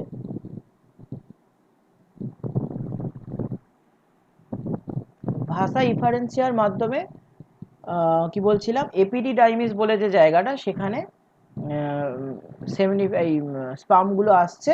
নেক্সট ভাষা ভাস ডিফারেন্সে সেখান থেকে যাচ্ছে। তাহলে পথটা যদি ভাবি, প্রথমে আসছে রেটিটেস্টিস, রেটিটেস্টিস থেকে ভাষা ইফারেন্সিয়া, সেখান থেকে এপিডিডাইমিস, এপিডিডাইমিস থেকে ভাস ডিফারেন্স, এইভাবে পরপর স্পামটা যাচ্ছে। আরেকবার বলি মেলা, রেটিটেস্টিস, ভাষা ইফারেন্সিয়া, এপিডিডাইমিস এবং ভাস ডিফারেন্স। এপিডিডাইমিস অনেকটা জায়গা কভার করে থাকে বলে head of epididymis, middle part of epididymis আর টেল অফ এপিডিডাইমিস, তিনটে পার্টে আমরা একে ভাগ করতে পারি। ব্যাস, এই পর্যন্ত টেস্টিসের গঠন এনাফ। এরপর আমরা টেস্টিসের, এটা হলো টেস্টিসের ক্রস সেকশন। এই ক্রস সেকশনটা ম্যাক্রোস্কোপিক ক্রস সেকশন বা হিস্টোলজিক্যাল নয়, নন হিস্টোলজিক্যাল। স্যার, বল গুবার্নাকুলাম কি জিনিস? কি নাম? গুবার্নাকুলাম। বাইনাকুলাম, এর আমি প্রথমবার শুনছি। গুবার্নাকুলাম। বল কি লেখা আছে বল। এখানে বলেছে এটি হলো এক ধরনের তন্তুময় অংশ যার দ্বারা শুক্রাশয় ও ডিম্বাশয় উভয়ই অবতরণ করে যথাস্থানে প্রতিস্থাপিত হয়। বলা বাহুল্য, শুক্রাশয়ের যে সূক্ষ্ম তন্তু দ্বারা স্ক্রোটামের সঙ্গে যুক্ত থাকে তা গুবার্নাকুলাম থেকে সৃষ্টি হয়। একে টেল অফ ককুট বলা হয়। কি কি কি লাস্টেরটা বল, কি অফ? একে টেল অফ ককুট বলা হয়। টেন অফ ককুট। হুম। আচ্ছা, আর যেটুকু বুঝলাম বলি, আমি একটু দেখে বলতে হয় ব্যাপারটা। শুক্রাশয়, তার ভিতর যখন স্কোটামের মধ্যে যখন শুক্রাশয়গুলো আসে, সেটা একটা নির্দিষ্ট বয়সের পর। ছোটবেলা থেকেই শুক্রাশয় শুক্রথলির মধ্যে থাকে না, একটা নির্দিষ্ট বয়সের পর সেটা আসে। তো শুক্রাশয়ের সঙ্গে স্কোটামের যে কানেকশন, প্রোটিন জাতীয় একটা কানেকশন, সেটার কথাই বলেছে। আমি নামটা এর আগে পড়াতে গিয়ে পাইনি, মানে সিলেবাসের বইয়ে পাইনি, সেই কারণে একদম পুরো নতুন নাম লাগলো। যাই হোক, আমার মনে হয় না এটা খুব বেশি ইম্পর্টেন্ট, কিন্তু যেটা বলেছে সেটা হচ্ছে একটা প্রোটিন জাতীয় সূত্র, যেটার দ্বারা শুক্রথলির সঙ্গে শুক্রাশয় যুক্ত থাকে। আর ঠিক একইভাবে ডিম্বাশয়ের ক্ষেত্রেও, ডিম্বাশয়ের তো কোনো রকম থাকে না, ডিম্বথলি থাকে না, ডিম্বাশয়ের ক্ষেত্রে তার চারিদিকে কিছু ফ্যাট টিস্যু থাকে। সেই ফ্যাট টিস্যু ডিম্বাশয়কে ধরে রাখে। তো শুধুমাত্র ফ্যাট টিস্যু থাকে না, তার সঙ্গে কিছু প্রোটিন জাতীয় থ্রেডও থাকে। তো সেই প্রোটিন জাতীয় থ্রেডের কথাও বলেছে। এটাও আমাকে একটু পাঠিয়ে রাখিস, আমি একবার দেখে, পড়ানো শেষে দেখে বলে রাখছি। ছবিটা তুলে একটু পাঠিয়ে রাখ ওইটুকু। হ্যাঁ, আর একটা হচ্ছে টেল অফ লকউড আর টেল অফ ককউড, এই দুটোর মধ্যে পার্থক্য কি? Tail of Lockwood, tail of Cockwood. আচ্ছা, যেখানে ধর যে একটা স্কোটাম স্যাক, ঠিক আছে, সেখানে এটা টেস্টিস। এবার টেস্টিসের সঙ্গে স্কোটাল স্যাকের কিছু কানেকশন থাকে, কানেকশনগুলো প্রোটিন জাতীয় কানেকশন। মনে কর সেটাকে আমরা একটা অন্য কালার দিয়ে যদি চেষ্টা করি করার, এরকমভাবে কিছু কানেকশন টেস্টিসের সাথে স্কোটাল স্যাকের থাকে। এবার যে কোনো একটা কানেকশনকে বড় করে দেখি, মনে কর এটা টেস্টিসের প্রান্ত, এটা স্কোটাল স্যাকের প্রান্ত, এই কানেকশনটা এইভাবে হয়।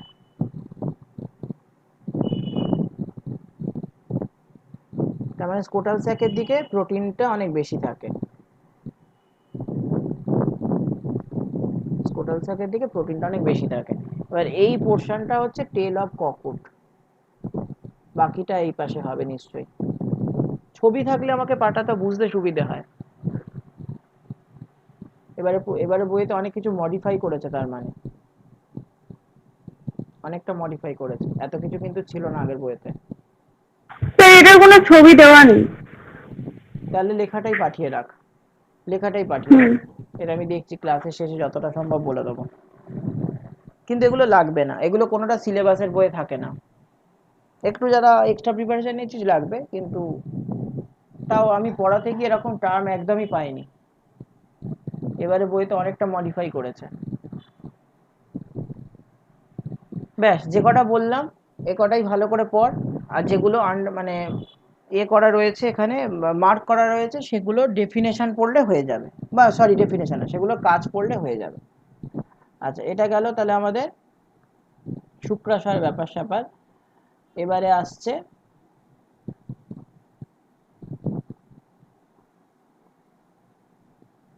Female external genitalia.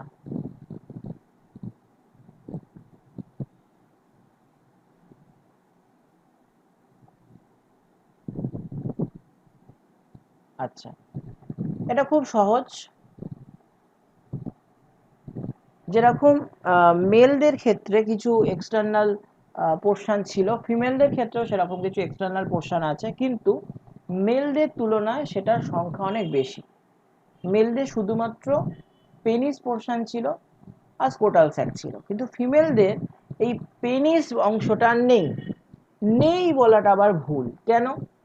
এখানে এই যে ক্লিটোরিস বলে যেটা দেখছিস, এই ক্লিটোরিসই হচ্ছে অ্যাকচুয়ালি ফিমেল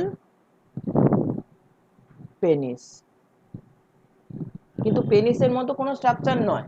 তার মানে ওই ইভলিউশনের মতো একটা কোনো কনসেপ্ট ধর, যে যেটা একসময় মেলদের পেনিস তৈরির টিস্যু ছিল, সেই একই জিনিস ফিমেলদের ক্ষেত্রে ক্লিটোরিস বলে যে অর্গ্যানটা, দেখ কিছুই না, একটা ছোট্ট মতো পুচকে মতো একটা অর্গ্যান আছে, রুডিমেন্টালি পেনিস বলতে পারিস।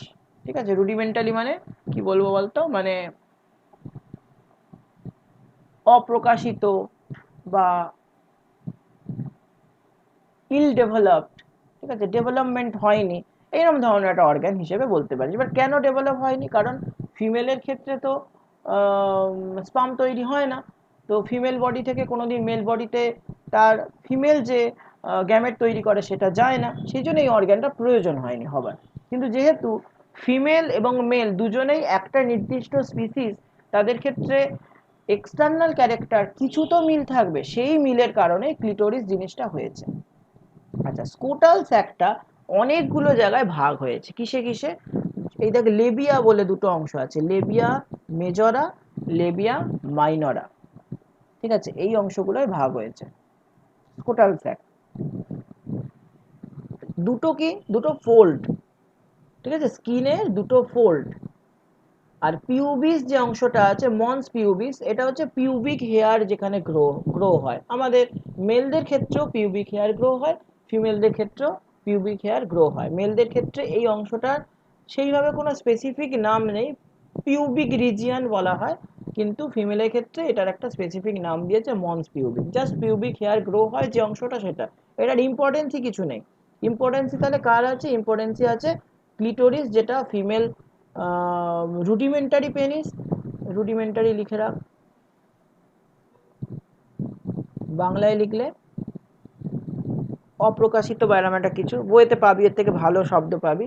আর লেবিয়া মেজরা, লেবিয়া মাইনরা, এই দুটো, লেবিয়া যে লেয়ার, এটা হচ্ছে কনভার্টেড স্কোটাম।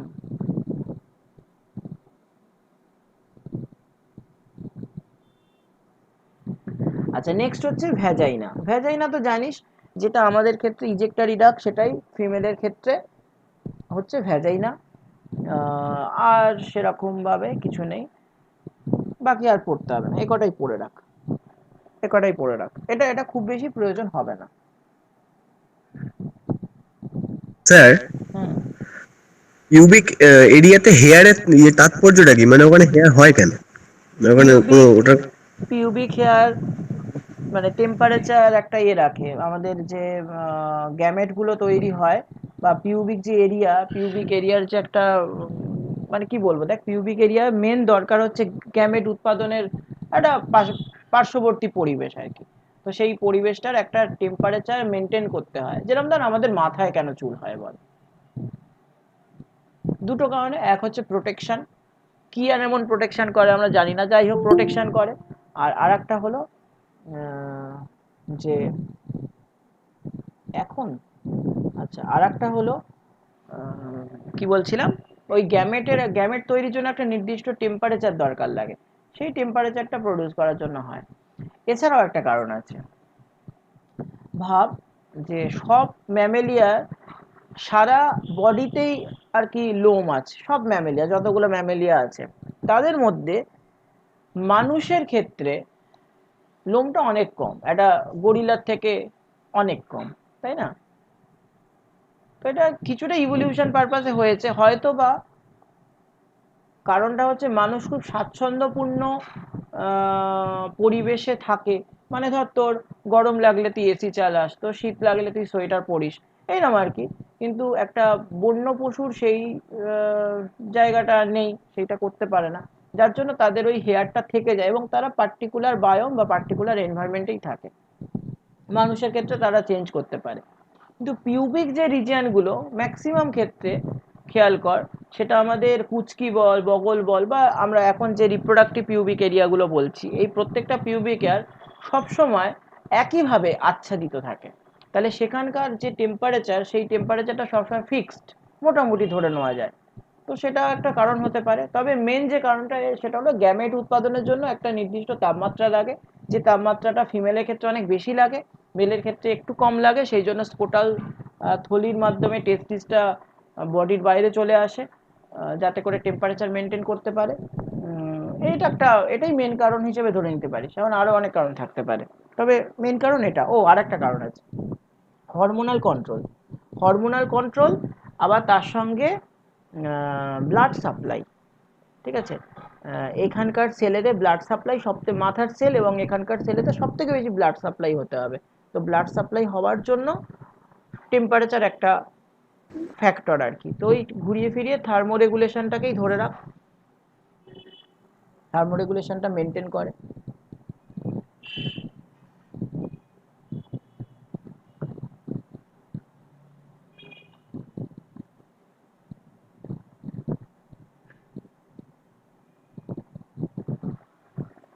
আচ্ছা, এবার একটু অভ্যন্তরীণ গঠনে যাচ্ছি। বাহ্যিক গঠনটা হয়ে গেছে, বাহ্যিক গঠন থেকে খুব বেশি প্রশ্ন আসে না। অভ্যন্তরীণ গঠন, অভ্যন্তরীণ গঠনের মধ্যে দুটো পার্টে ভাগ করতে পারি একইভাবে, এখানেও দুটো পার্টে ভাগ করা যায়, যেরকম আগের বার করেছি। আচ্ছা, এখানে একটা স্লাইড অ্যাড করে নিই, সুবিধে হয় তাহলে। দাঁড়া,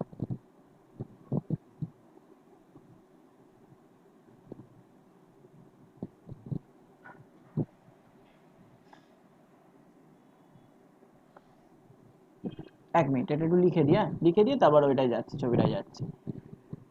তাহলে কি লিখবো? স্ত্রী জনন তন্ত্র। আগের বারের মতো ভাগ করছি তিনটে ভাগে।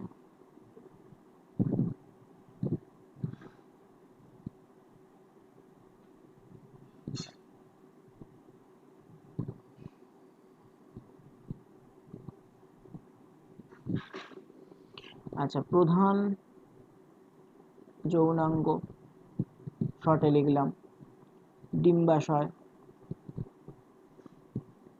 অনেকের একটা জিনিস নিয়ে খুব কনফিউশন হয় এই বোটানি পড়তে গিয়ে, বিশেষ করে ডিম্বাশয় আর গর্ভাশয়।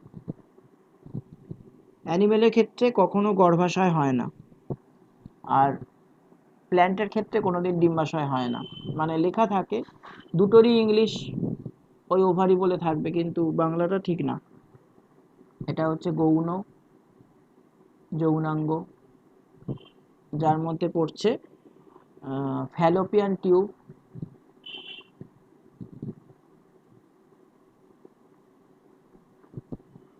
ফোর্থ চ্যাপ্টারটা পড়তে গিয়ে ফ্যালোপিয়ান টিউব শুনেছিস বা দেখেছিস। ইউটেরাস। স্যার, হ্যাঁ, ইন্ট্রামুলার কি? ইন্ট্রামুরাল। Intramural, MURAL। হুম। বাবা, তুই হেভি হেভি টার্ম বলছিস। ঠিক আছে, দেখছি, যতগুলো টার্ম আছে সব কটা দেখছি লাস্টে। যোনি, যোনি হচ্ছে যোনি হচ্ছে ভ্যাজাইনা, যোনি হচ্ছে ভ্যাজাইনা।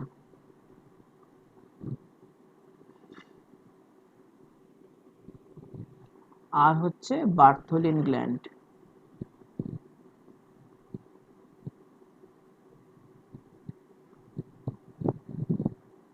আচ্ছা, এছাড়া কি আছে? বহিস্থ যৌনাঙ্গ, যেটা একটু আগে দেখলাম। তার মধ্যে আছে ভ্যালভা, ভ্যালভাটা আগে ছবিতে দেখায়নি মনে হয়। ভ্যালভা।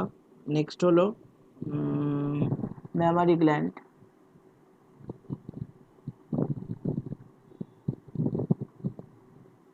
আচ্ছা ভ্যালভার কনসেপ্টটা বলছি। ভ্যালভা মানে হচ্ছে একটা এরিয়া,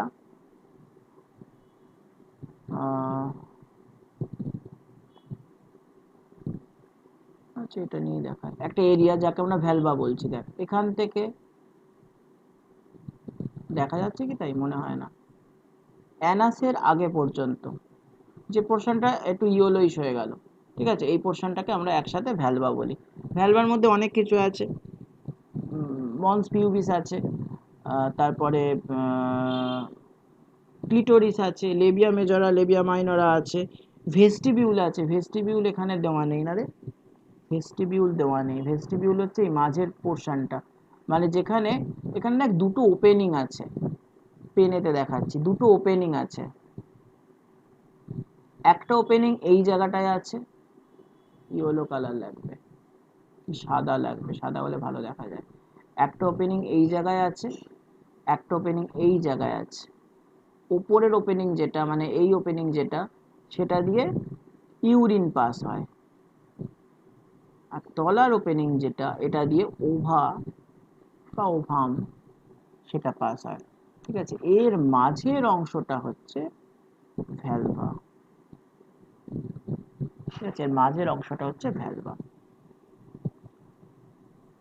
এইভাবে আমরা মোটামুটি স্ত্রী জননতন্ত্রটাকে ভাগ করে নিতে পারি। নেক্সট আমরা এই ছবিটায় আসবো, এই ছবিটা থেকে প্রত্যেকটা জিনিস চিনবো। আচ্ছা তোর যে কটা টার্ম আছে তুই একটু আমাকে ছবি তুলে পাঠিয়ে রাখ না রে, লাস্টের দিকে একটু দেখে দেবো, অথবা এখন শুনে নে, এখন পাঠাস না, ছেড়ে দে, এখন শুনে নে, টার্মগুলো একটু দেখে রাখ, ওই পেজগুলো লাস্টে আমার একটু ছবি তুলে পাঠাবি। কি বলছিলাম, আচ্ছা এবারে হচ্ছে আমাদের ফিমেল ট্র্যাক। ফিমেল ট্র্যাকের মধ্যে মোটামুটি দুটো অংশে ভাগ করা যায়। একটা তো ওভারি, যেটা এখানে রয়েছে দেখতে পাচ্ছিস, ওভারি। ওভারি ছাড়া, ওভারি ছাড়া থাকবে হচ্ছে মাঝখানের অংশটা, এটা তো ইউটেরাস। ইউটেরাসের মধ্যে ফান্ডাস, ফান্ডাস ফাঁকা অংশটা সাধারণত, যার তিনটে সাইড আছে, এই সাইডটাতেও রোপণ হতে পারে, এই সাইডটাতেও রোপণ হতে পারে, এই সাইডটাতেও রোপণ হতে পারে। আচ্ছা এখানে 2D বলে তিনটে সাইড লাগছে, অ্যাকচুয়ালি দুটো সাইড হয়। একটা হয় সাইড মানে এইভাবে, ঠিক আছে, এইভাবে। আর একটা ওপরের পোর্শনটা হয় আমাদের হিউম্যানদের ক্ষেত্রে, কিন্তু এই ওপরের পোর্শনে ম্যাক্সিমাম ক্ষেত্রে রোপণ হয়, সাইডে হয় না। সাইডে হচ্ছে যাদের ডেসিডুয়াস প্লাসেন্টা তাদের ক্ষেত্রে হয়, ঠিক আছে। ডেসিডুয়াস প্লাসেন্টা, নন ডেসিডুয়াস প্লাসেন্টা, দু রকম প্লাসেন্টা হয়। একটা হচ্ছে খুব সহজেই এখান থেকে আলাদা হয়ে যায়, যেমন গরু মোষদের ক্ষেত্রে। আর আরেকটা হচ্ছে মানুষের ক্ষেত্রে প্লাসেন্টাটা বা অমরাটা আটকে থাকে, সেটা এই ওপরের দিকে হয়, নন ডেসিডুয়াস টাইপের হয়।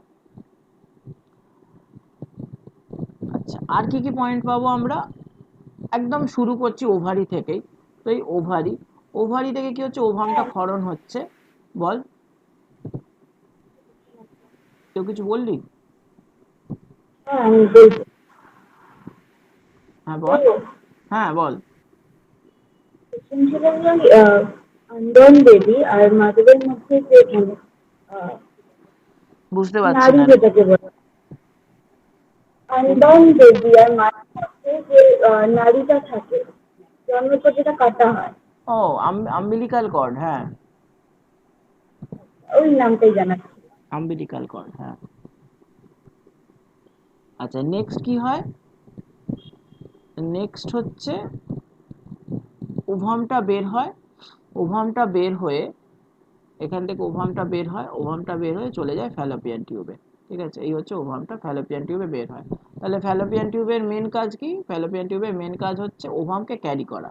এবার ফ্যালোপিয়ান টিউবের মধ্যে একটা অংশ থাকে যেখানে নিষেক সব থেকে বেশি হয়, যে জায়গাটায় সব থেকে বেশি নিষেক হয়, সেই জায়গাটা কোনটা, মানে নিষেক প্রবণ অঞ্চল বলা যেতে পারে, নিষেক প্রবণ অঞ্চল এইটা, এটা হচ্ছে সেই জায়গাটা। এর নাম হচ্ছে অ্যাম্পুলা।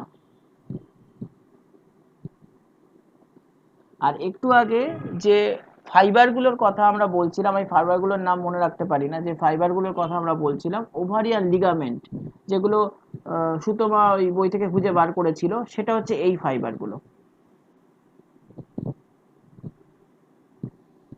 লেখাটা এরকম হাসছে কেন বলতো?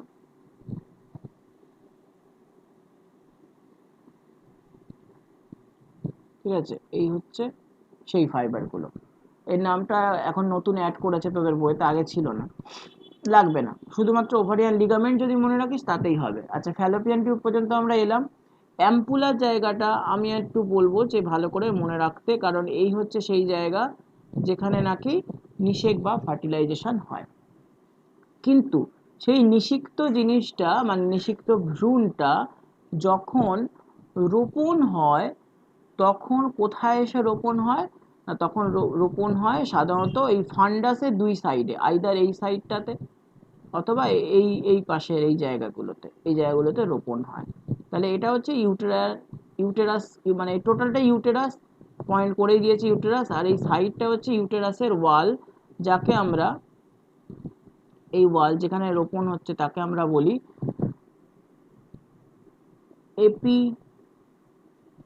এপিডার্মিস। এপিডার্মিসটা বাইরে, এপিডার্মিসটা বাইরে, ভেতরটা হচ্ছে এন্ডোডার্মিস। এপিডার্মিসটা বাইরে, ভেতরটা হচ্ছে এপিডার্মিস, এন্ডোডার্মিস, এন্ডোমেট্রিয়াম তাহলে কোনটা? হ্যাঁ একই জিনিস, এন্ডোডার্মিস। এন্ডোডার্মিস এই দুটো পোর্শন, ডার্মিস লেয়ার, তার মধ্যে এই তলারটা হচ্ছে মেট্রিয়াম, এন্ডোমেট্রিয়াম, যেখানে রোপণটা হচ্ছে। এন্ডোমেট্রিয়াম, এন্ডোমেট্রিয়াম যেখানে রোপণটা হচ্ছে, এন্ডোডার্মিসে রোপণ হয়, তাকে আমরা এন্ডোমেট্রিয়াম বলি। মেট্রিয়াম কথাটা এসছে টিস্যু ড্যামেজ থেকে, আর ডার্মিসটা এসছে লেয়ার থেকে, যেমন ত্বকেতে লেয়ার থাকে সেরকম লেয়ার থেকে।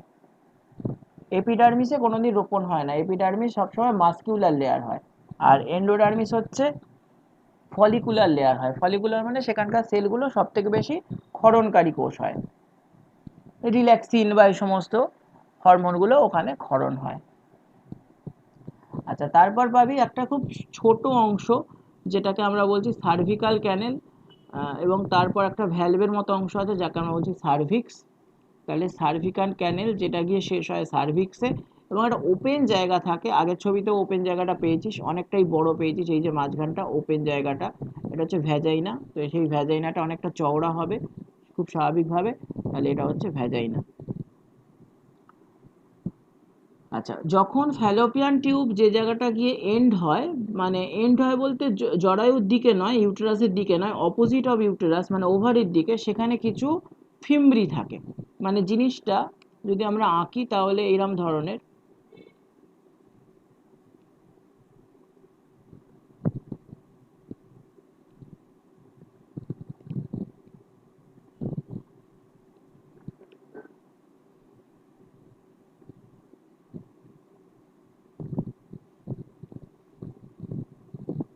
আর এর মাঝখানে একটা ছোট ছিদ্র থাকে, ঠিক আছে, এটাই হচ্ছে ফিমব্রি, এই এই ছোট ছোট গুলো হচ্ছে ফিমব্রি।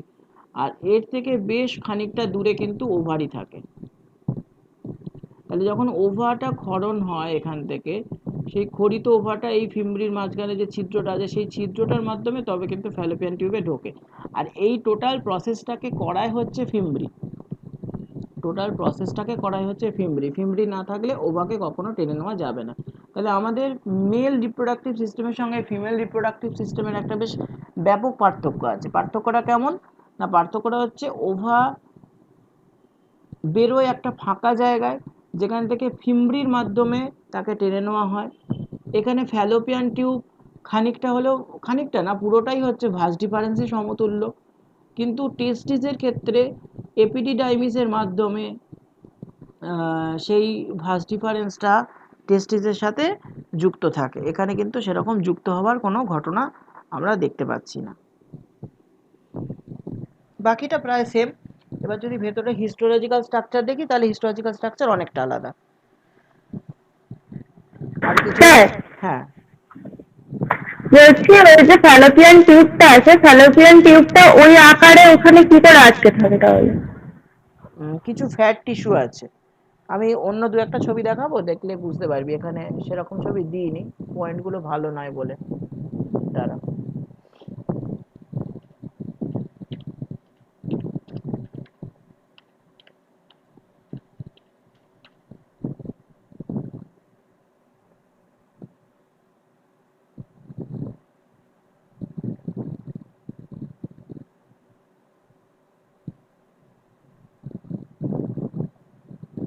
আচ্ছা এই ছবিটা দেখ, এই ছবিটা দেখতে পাবি যে এই জায়গাটা পুরো এরকম একটা হলুদ মতো একটা লেয়ার তৈরি করেছে। এই লেয়ারটা হচ্ছে ফ্যাট টিস্যু এবং তার সঙ্গে প্রোটিন টিস্যু, যেটা দিয়ে ফ্যালোপিয়ান টিউব, তার সামনে ফিমব্রি, ওভারি, ওভারির লিগামেন্ট, প্রত্যেকটা জিনিস একই সাথে যুক্ত হয়ে আছে এই টোটাল ফ্যাট টিস্যুর লেয়ারটা দিয়ে।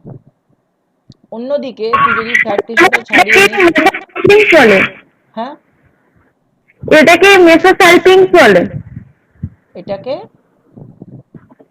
মেসোসাইপিং। হ্যাঁ হ্যাঁ হ্যাঁ হ্যাঁ, অন্যদিকে দেখ ফ্যাট টিস্যুটা তুই যদি বাদ দিয়ে দিস তাহলে প্রত্যেকটা জিনিস এরকম ভাবে ডিসোসিয়েশন হয়ে যায়। এই এখানে ছবিটা মিরর ইমেজ আছে, তাই তো, হ্যাঁ প্রত্যেকটার পয়েন্টগুলো উল্টো দিকে করা আছে। এখানেও আছে একটা, না একটু ক্লিয়ার হোক। হুম, এবার দেখতে পাবি এই একই আর কি, টোটাল ব্যাপারটা একই। যখন ওভামটা বেরোচ্ছে তাকে এরকম বাইরে বেরোচ্ছে, সেখান থেকে নিয়ে নিচ্ছে। আচ্ছা এখানে এই বার্থোলিন গ্ল্যান্ড যেটা, সেটা কোন জায়গায় থাকে একটু দেখে নে। এই জায়গায় বার্থোলিন গ্ল্যান্ড আছে, তার মানে আমরা যদি আমাদের এতে চলে আসি, এখানে বার্থোলিন গ্ল্যান্ড, এখানে বার্থোলিন গ্ল্যান্ড থাকবে কোথায়, এই জায়গাতে।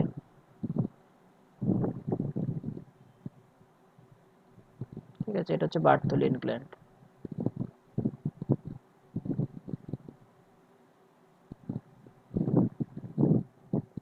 এই জায়গাটা বার্থোলিন গ্ল্যান্ড থাকবে।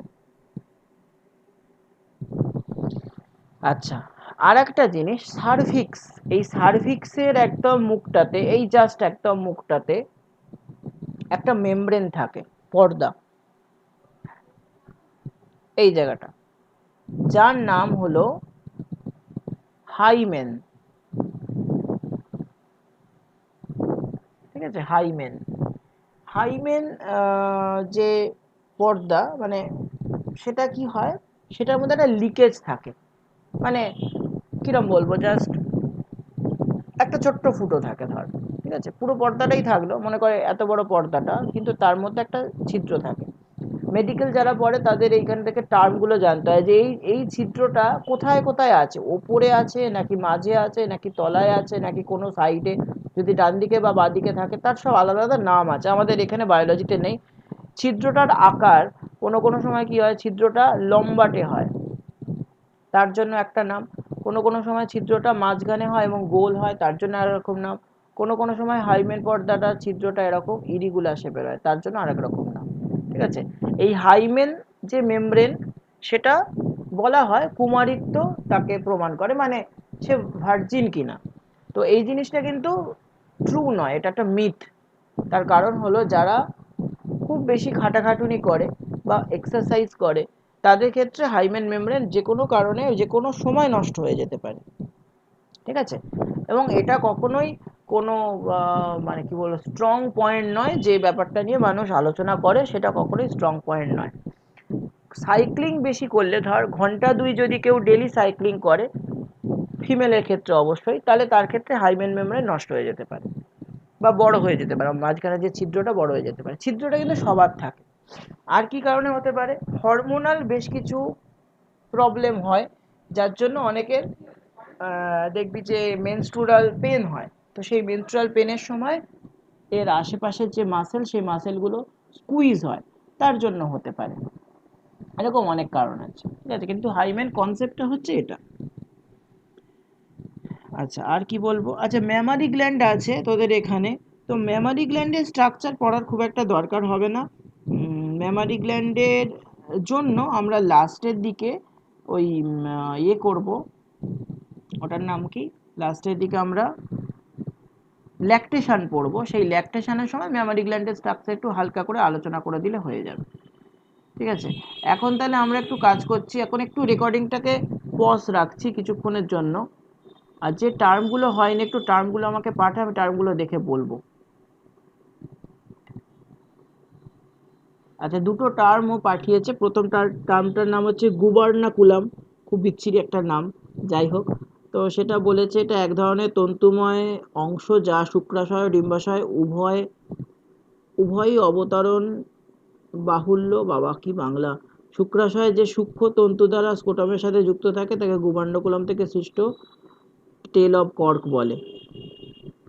আচ্ছা, এখানে টেল অফ কর্ক আর টেল অফ লকউড এই দুটো খুব সুন্দর টার্ম, এবং যতদূর দেখে মনে হচ্ছে এটা ওই জেনে রাখো ধরনের কোনো সেকশনের একটা অংশ। তো বুঝতেই পারিস জেনে রাখো মানে সেখানে হচ্ছে অপ্রয়োজনীয় জিনিসকেই জেনে জেনে রাখতে ওরা বলে। তো এখানেও সেই রকম আর কি, ইনফরমেশন বেসড দুটো জিনিস। পরেরটা যেটা দিয়েছে সেটা হচ্ছে টেল অফ লকউড।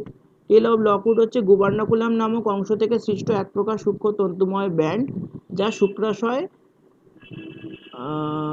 শুক্রাশয়ে কিছু একটা ছিল কেটে গেছে, একেই বলে টেল অফ লকউড।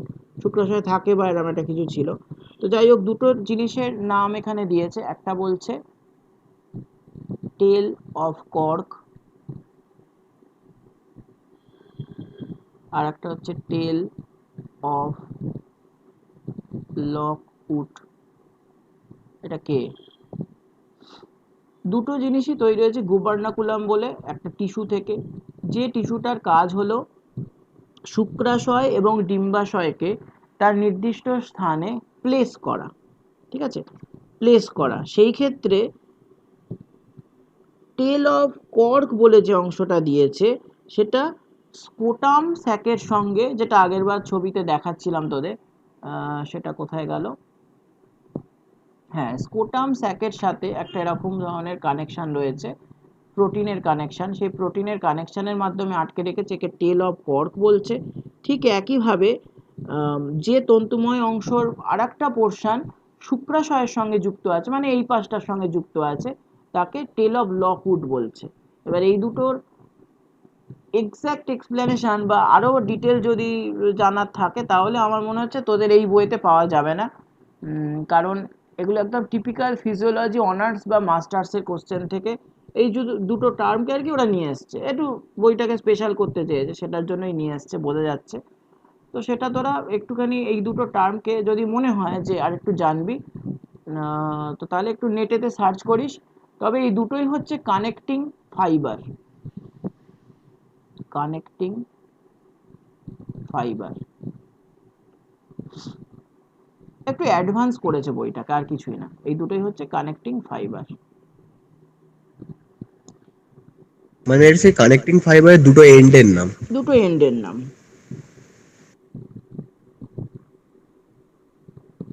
আচ্ছা, আর একটাও পাঠিয়েছে ইন্ট্রামুরাল। ইন্ট্রামুরাল, আচ্ছা, ইস্টমাস বলে আর একটা পজিশন আছে, সেটাও একটু বলে দিও। ওর ছবিটার মধ্যে দুটো নামই আছে। ইন্ট্রামুরাল মানে হচ্ছে অ্যাম্পুলা, যে অংশটা বলছি, অ্যাম্পুলার ফ্যালোপিয়ান। ফ্যালোপিয়ান টিউবের একদম শেষের প্রান্ত, যেটা হচ্ছে ফান্ডাসের কাছে সবথেকে অংশ, যেটা ওইটাকে বলা হয়। হ্যাঁ, মানে অ্যাম্পুলা। অ্যাম্পিউলার অংশ, ইনফান্ডিবুলাম হচ্ছে একদম শেষের প্রান্ত, হ্যাঁ, আর ইসমাস হচ্ছে একদম যেটা কাছে থাকে। কাছে থাকে একদম। এবং ইসমাসে হচ্ছে কোনোভাবে রোপণ হয় না। আর ঠিক উল্টো হচ্ছে ইন্ট্রামুরাল হচ্ছে জরায়ুর প্রথম অংশ, যেখানে রোপণ হওয়া শুরু হয়, মানে রোপণ হতে পারে। আর যাদের ক্ষেত্রে ইন্ট্রামুরাল তোর ফ্যালোপিয়ান টিউবের মধ্যে প্রবেশ করে যায়, তাদের ক্ষেত্রে ফ্যালোপিয়ান টিউবের মধ্যে রোপণ হয়ে যায়। এটা একটা এক্সেপশনাল কেস।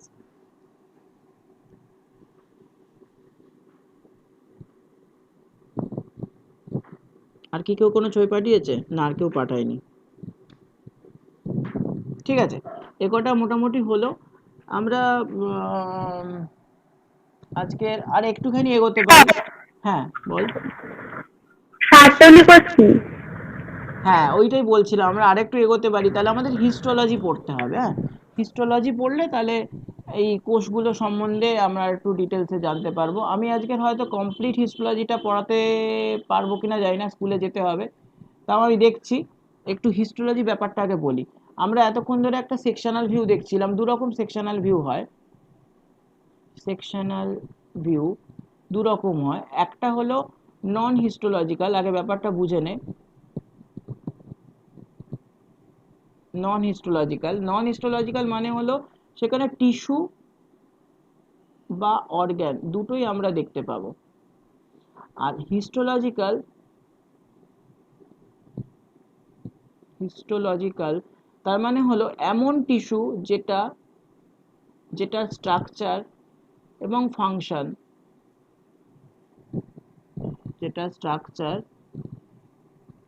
ফাংশন দুটো আমরা বুঝবো। এই হিস্টোলজির ক্ষেত্রে টিস্যু শুধু নয়, তার সঙ্গে সঙ্গে আমরা সেলও দেখি। তার মানে এইবার যে জিনিসগুলো আমরা একটু পড়বো সেখানে টিস্যু বা সেলের নাম থেকে পড়বো এবং তাদের কাজগুলোও পড়বো। আজকের পুরোটা হবে না, কিছুটা আমি করে দিচ্ছি, যতটা সম্ভব আর কি করা যায় সেগুলো আমি করে দিচ্ছি। হিস্টোলজিক্যাল সেকশনের মধ্যে আমরা দুটো ভাগে ভাগ করব। একটাকে আমরা একটা দিককে রাখছি মেল কলম, আর একটাকে আমরা ফিমেল কলম করছি। ঠিক আছে, এই দুটো কলমে ভাগ করছি। এটা একটু তোরা পড়ে রাখিস, পড়ে রাখলে না একটু সুবিধা হয়। প্রথমত এখানে কিছু টিস্যু লেয়ার পাবো। কি বলবো, টিস্যু লেয়ার এর নাম যেমন ধর জার্মিনাল এপিথেলিয়াম, দু জায়গাতেই পাবো।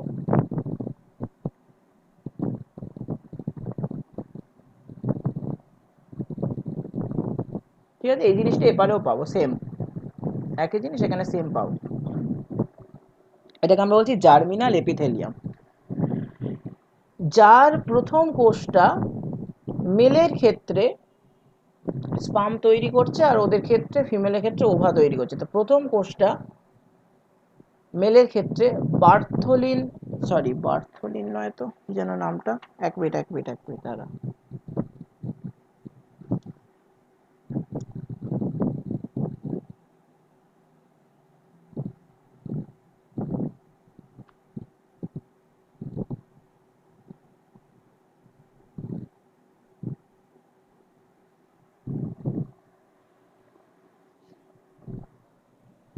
বি দিয়ে কিছু নামটা ছিল, খেয়াল পড়ছে না রে,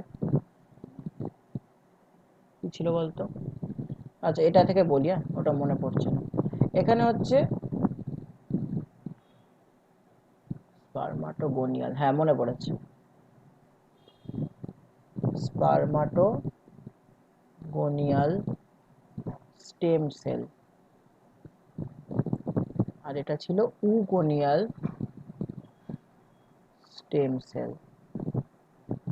ঠিক আছে, এইরকম দুটো স্টেম সেল থেকে তৈরি হয়, উগোনিয়াম স্টেম সেল এবং স্পারমাটোগোনিয়াল স্টেম সেল। উগোনিয়াম স্টেম সেলগুলো যখন এমব্রায়ো দশায় থাকে, মানে এমব্রায়ো মানে কি বল, এমব্রায়ো মানে যখন তারা ভ্রূণ দশায় থাকে তখন তারা স্টেম সেল থাকে। কিন্তু এদের ক্ষেত্রে এমব্রায়োতে তো থাকে, এমনকি অ্যাডাল্টেও থাকে। তার মানে যখন একটা মানুষ বড় হয়ে যায় তার ক্ষেত্রে এই স্পারমাটোগোনিয়াল স্টেম সেল থাকে, যদি সে মেল হয়। কিন্তু যদি সে ফিমেল হয় তাহলে তার ক্ষেত্রে আর স্টেম সেল হিসেবে থাকে না। একটা ফিমেল সে তার সারা জীবনে কতগুলো ওভা তৈরি করবে সেটা প্রি ডিটারমাইন্ড, কিন্তু মেলের ক্ষেত্রে সে কটা স্পাম তৈরি করবে প্রি ডিটারমাইন্ড নয়। তো এদের ক্ষেত্রে আর কি কি পাবো আমরা, আর পাবো এই স্পারমাটোগোনিয়াল স্টেম সেল, মানে বুঝতে পারছিস যেখান থেকে স্পাম তৈরি হয় আর এখান থেকে ওভা তৈরি হয়। আর এদের ক্ষেত্রে আর দুটো সেল পাবো, একটা হচ্ছে সার্টোলি সেল যাকে আমরা নার্স সেল বলি, ঠিক আছে, নার্স সেল বলি। আর একটা হচ্ছে ইন্টারস্টিশিয়াল সেল অফ লেডিক, আমরা সহজে লিখছি লেডিক, লেডিকের আন্তর্কোষ, লেডিক সেল। এটা থেকে আমরা টেস্টোস্টেরন পাই। এদের ক্ষেত্রে দুটো সেল আছে, একটা হচ্ছে ফলিকিউলার সেল,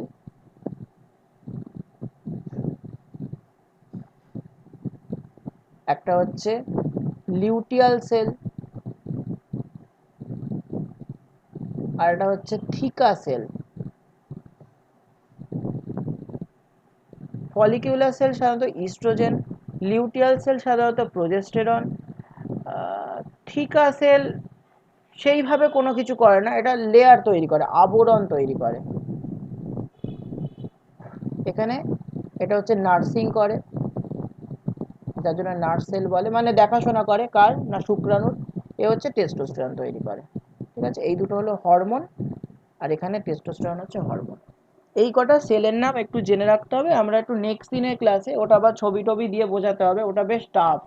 মানে আমরা অ্যাকচুয়ালি ইন্ট্রোডাকশন পার্টটা পড়লাম, এর সঙ্গে গ্যামেটোজেনেসিস পার্টটার জাস্ট একটা ওই শুরু হলো আর কি, যে ইন্ট্রোডাকশন দিয়ে। তো গ্যামেটোজেনেসিস পার্টটাই মেন। আজকের যে পার্টটা পড়লাম এখান থেকে যদি এইচএস এ প্রশ্ন আসে তো খুব কম নাম্বারের প্রশ্ন আসবে, ম্যাক্সিমাম আজকের ক্লাস থেকে 3 নাম্বারের প্রশ্ন আসতে পারে ম্যাক্সিমাম। কিন্তু নেক্সট দিনের যে ক্লাসটা হবে সেই নেক্সট দিনের ক্লাসে প্রায় 6 থেকে 7 নম্বরের প্রশ্ন আমরা পেতে পারি। আর একটা জিনিস এখানে বলে শেষ করব, তোদের যদি প্রশ্ন থাকে তাহলে অন্য ব্যাপার, তা নয়তো আমার পার্টটা শেষ হয়ে যাবে। সেটা হচ্ছে যে যারা মেল তাদের ক্ষেত্রে আমি একটা কথা বলেছিলাম একটু আগে, যে তাদের স্কোটাল স্যাকের মধ্যে প্রথম থেকেই জন্ম থেকেই কিন্তু টেস্টিস থাকে না। টেস্টিস থাকে হচ্ছে উদর গহ্বরের মধ্যে, মানে পেটের মধ্যে, বাংলায় বললে, সহজ বাংলায়। কিন্তু যখন তারা আস্তে আস্তে অ্যাডালেসেন্সে আসে, জন্মের পর থেকে, জন্মের পরেই তো অ্যাডালেসেন্সে আসে না, জুভেনাইল ফেজ যখন কেটে যায়, জুভেনাইল দশাকে বলা হয় নন রিপ্রোডাক্টিভ ফেজ, মানে যে সময় একটা মানুষ রিপ্রোডাকশন করতে পারে না, গ্যামেট সৃষ্টি করতে পারে না। জন্মেই তো সে শুক্রাণু ডিম্বাণু তৈরি করতে পারে না, একটা বয়সের পর থেকে আসে। তো যতদিন না পারে তাকে জুভেনাইল দশা বলা হয়। হ্যাঁ, অপ্রাপ্তবয়স্ক, অ্যাকচুয়ালি এটা অপ্রাপ্তবয়স্ক নয়, মানে নন অ্যাডাল্ট স্টেজ নয়। জুভেনাইল ফেজ মানে মানে হচ্ছে নন রিপ্রোডাক্টিভ স্টেজ। হ্যাঁ, ফিজিক্যালি স্টেরাইল স্টেজ। হ্যাঁ, আরো ভালো বললে physical sterile stage. Physical sterile, মানে একটা ফিজিক্যাল, ততক্ষণ তো সে স্টেরাইলই থাকে প্রায়। ফিজিক্যালটা বলবো না, স্টেরাইল স্টেজ বলতে পারি, ফিজিক্যালটা বলবো না, ঠিক আছে, ফিজিক্যালটা বলবো না।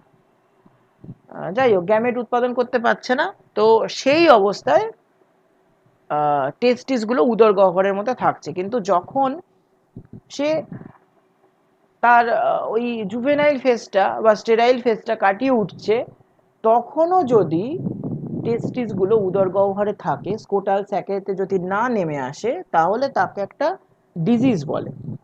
সেই ডিজিজটার নাম হচ্ছে ক্রিপ্টোক্রটিনিজম। ক্রিপ্টোকর্টিনিজম, ঠিক আছে, এই ডিজিজটা তখন তাদের ক্ষেত্রে হয়। এটা স্যার হলে, এটাকে তো ক্রিপ্টরকিয়াডিজমও বলে। হ্যাঁ, ক্রিপ্টরকিয়াডিজম। ওই উচ্চারণটা হয়তো এক এক রকম হতে পারে, মানে বানানটা এটা, ঠিক আছে, বানানটা এটা, ক্রিপ্টোক্রটিনিজম। তো এটা হলে কি হয়, টেস্টিসগুলো সবই নর্মাল থাকে, যেরকম আগে আমরা টেস্টিস দেখছিলাম এরকম সব কিছুই থাকে।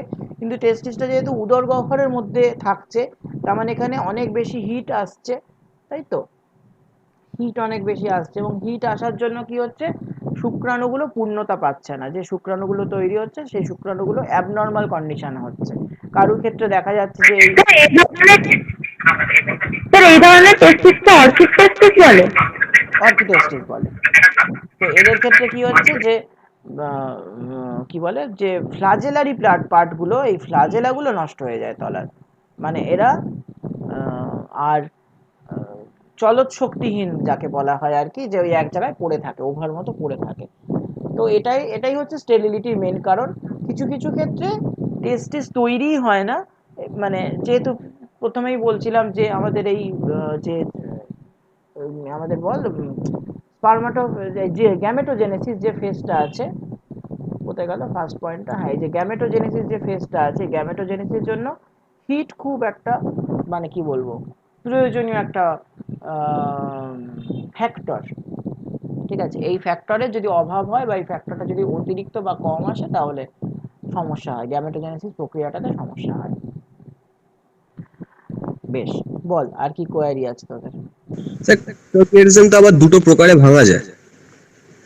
এতটা ডিটেলস তোদের আসবে না। না মানে ওটা যদি মানে ওর যদি একটা টেস্টিস যদি একটা চলে আসে তাহলে টেস্টিসে ওটা হয়, হচ্ছে হ্যাঁ, ইউনিল্যাটারাল। আর হ্যাঁ, দুটো যদি না আসে তাহলে সেটা হচ্ছে বাইল্যাটারাল। বাইল্যাটারাল। যদি কেউ ইউনিল্যাটারাল তাহলে সে কি ইয়ে প্রডিউস করতে সক্ষম হবে, সে কি প্রডিউস স্পার্ম করতে প্রডিউস করতে পারবে? প্রডিউস করতে সক্ষম হবে, কিন্তু স্পার্ম কাউন্টিং খুব কম থাকবে। তবে তার মানে রিপ্রোডাক্টিভ হেলথ খুব একটা ঠিক থাকবে না, হুম হুম হুম। অলমোস্ট স্টেরাইল থাকবে। এবং আচ্ছা, এই এই অসুখটার ট্রিটমেন্ট না হলে মানুষ মারাও যেতে পারে। মারা কেন যেতে পারে স্যার? দেখ, যে সমস্ত অর্গ্যানগুলো আমাদের এক একটা কাজ করে, তাদের তো নির্দিষ্ট কাজ রয়েছে। তো সেই অর্গ্যানটা নিশ্চয়ই বডির সঙ্গে ব্যালেন্স রক্ষা করে, সেটা হুম হরমোনাল ব্যালেন্স হতে পারে বা আদার্স কোনো ব্যালেন্স হতে পারে। ভাব কিডনি নেই আমার, তো অন্য অর্গানে তো কিছু যায় আসে না, কিন্তু কিডনির যে কাজ সেটা হচ্ছে না, তাহলে নিশ্চয়ই বডির একটা ব্যালেন্স নষ্ট হবে। হ্যাঁ, তো এইরকম এই টেস্টিসেরও একটা ব্যালেন্স, বডির একটা ব্যালেন্স করে। তো সেটার যদি প্রপার ট্রিটমেন্ট না হয় তাহলে হরমোনাল একটা প্রবলেম দেখা দেবে। অনেক মানুষের দেখবি যে ক্যান্সার হয়, ক্যান্সার রিপ্রোডাক্টিভ কোনো অর্গানে ক্যান্সার হয়, তো তারপরে তাকে কিন্তু হরমোন থেরাপির মধ্যে থাকতে হয়। হ্যাঁ, যদি তার সেই অর্গানটা বাদ যায় তখন কিন্তু তাকে হরমোন থেরাপির মধ্যে থাকতে হয়, তার না তো একটা হরমোনাল ডিসব্যালেন্স তৈরি হতে মানে হতে পারে আর কি। কিন্তু স্যার যার এই ক্রিপ্টোকিউরিজম আছে তাকে তো মানে বাইরে থেকে দেখে তো বোঝা যাবে না, কারণ না, হিটের জন্য স্পাম প্রডিউস হচ্ছে না, না, কিন্তু বাইরে থেকে দেখে বোঝা যাবে না। টেস্টোস্টেরন প্রডিউস হলে মানে তার অ্যাডোলেসেন্স পিরিয়ডে তারও দাড়ি গোঁফ গজাবে, তারও মাসকুলার চেঞ্জেস আসবে, না, তাই না, মানে না, পুরো না, বাইরে থেকে টেস্টোস্টেরনও ঠিকঠাক ভাবে প্রডিউস হয় না। হয় না। না, টেস্টোস্টেরন ঠিকঠাক ভাবে প্রডিউস হয় না। হরমোনের ওপর হিটের খুব প্রভাব আছে। কেন হুম। বলতো, হরমোন তো প্রোটিন ধর্মী হয়, আর জানিস প্রোটিন হচ্ছে হিটে কোয়াগুলেট করে যেতে পারে। হ্যাঁ। হরমোনের প্রভাব আছে। আর স্পাম ঠিকঠাক তৈরি না হলে টেস্টোস্টেরনও ব্লেডিং সেল তৈরি করবে না। প্লাস হলো স্পাম তৈরির জন্য টেস্টোস্টেরনও কাজ করে, তো টেস্টোস্টেরন যদি স্পাম তৈরি করছে না তাহলে তো মানে এক্সেস টেস্টোস্টেরন ব্লাডেতে তুই দেখতে পাবি না। হুম। আর বাইরে থেকে দেখে বোঝা যায় না মানে অতটাও যে তা নয়, যেরকম স্কোটাল স্যাক দেখে তার বোঝা যাবে, মানে একদম বহিরাকৃতি দেখে নয়, মেডিকেল চেক আপ করলে বোঝা যাবে। বোঝা যাবে, হ্যাঁ।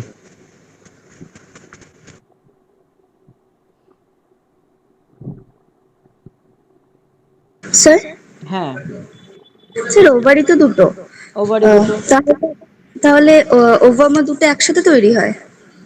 না, দুটো ওভাম একসাথে তৈরি হয় না। আচ্ছা, এটা আমি একটু বলে দিই তাহলে, এটা একটু বলে দিই, এই ছবিটা আমি নামিয়েছিলাম, 1 মিনিট বলে দিই, ভালো প্রশ্ন করেছে, দাঁড়া।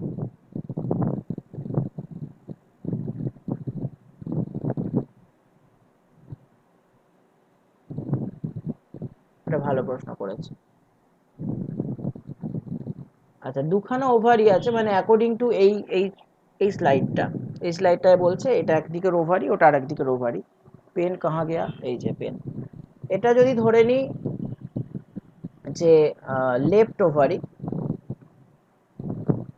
সাধারণত এই পাশটাকে আমরা লেফট ধরি, লেখার ক্ষেত্রে যে দিকটা আমার বাঁ হাত সেদিকটা আমার ওখানে ডান হয়। আর এটা যদি আমি আমার ডান দিকে রাইট ওভারি ধরি, তাহলে এই ওভারির সঙ্গে এই ওভারির একটা ওভাম সিক্রেশনের একটা গ্যাপ আছে। সেই গ্যাপটা কিরকম, গ্যাপটা হচ্ছে 14 ডেজ।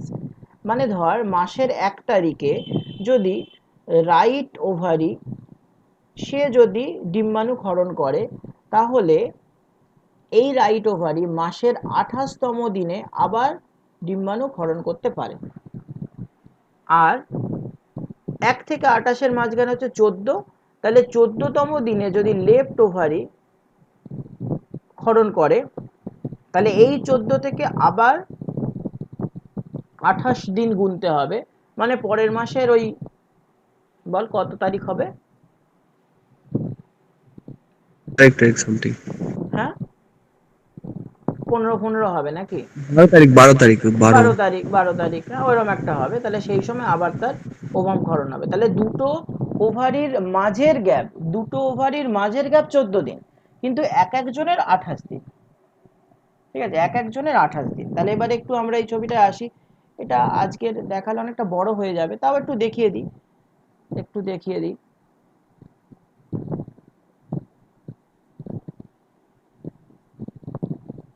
একটু দেখিয়ে দিই। দেখ, এখানে আমাদের শুরু হয়েছে কোন জায়গাটা থেকে, দেখ এখানে শুরু হচ্ছে ফার্স্ট যে ফেজটা, সেটা শুরু হচ্ছে প্রাইমর্ডিয়াল ফলিকল থেকে। ঠিক আছে, প্রাইমর্ডিয়াল ফলিকল, এইটা আমি একটু চাইছিলাম সামনের দিন দেখাতে। প্রাইমর্ডিয়াল ফলিকল মানে হচ্ছে উইদাউট ওভা, এরকম ফলিকল, ফাঁকা ফলিকল। তো তার মধ্যে যখনই ওভা ঢুকে গেল, ঠিক আছে, এটা ওভা, এটা যখন ঢুকে গেল সেটা হচ্ছে প্রাইমারি ফলিকল। এইখান থেকে আমাদের ডে 1 স্টার্ট হয়, এখান থেকে আমাদের ডে 1 স্টার্ট হয়। নেক্সট প্রাইমারি ফলিকলটা কি হয়, ওভাম উইথ ফলিকল একটা তৈরি হয়, এবং সেটা আস্তে আস্তে ডেভেলপমেন্ট শুরু হয়। ডেভেলপমেন্ট মানে কি, ডেভেলপমেন্ট মানে হচ্ছে ওভার চারদিকে একটা থিকা লেয়ার তৈরি হয়। এই যে লেয়ারটা দেখছিস, এটা থিকা সেল, লিখেছিস নিশ্চয়ই একটু আগে, থিকা সেলের কথা বলছিলাম। এটা থিকা সেল, জাস্ট প্রোটেক্টিভ সেল, কোনো কিছু ক্ষরণ করে না। আর একটা হয় ফাঁকা জায়গা, আর একটা হয়, কোথায় গেল, আর একটা হয় ফাঁকা জায়গাটা, ফাঁকা জায়গাটা আস্তে আস্তে বাড়তে থাকে। এই ফাঁকা জায়গাটাকে আমরা অ্যান্ট্রাম বলি, এই জায়গাটা আস্তে আস্তে বাড়তে থাকে। কেন? ফ্লুইড ফিল্ড একটা পোর্শন যখনই তৈরি হয় তখনই 14 ডেজের মাথায়, ডে 14,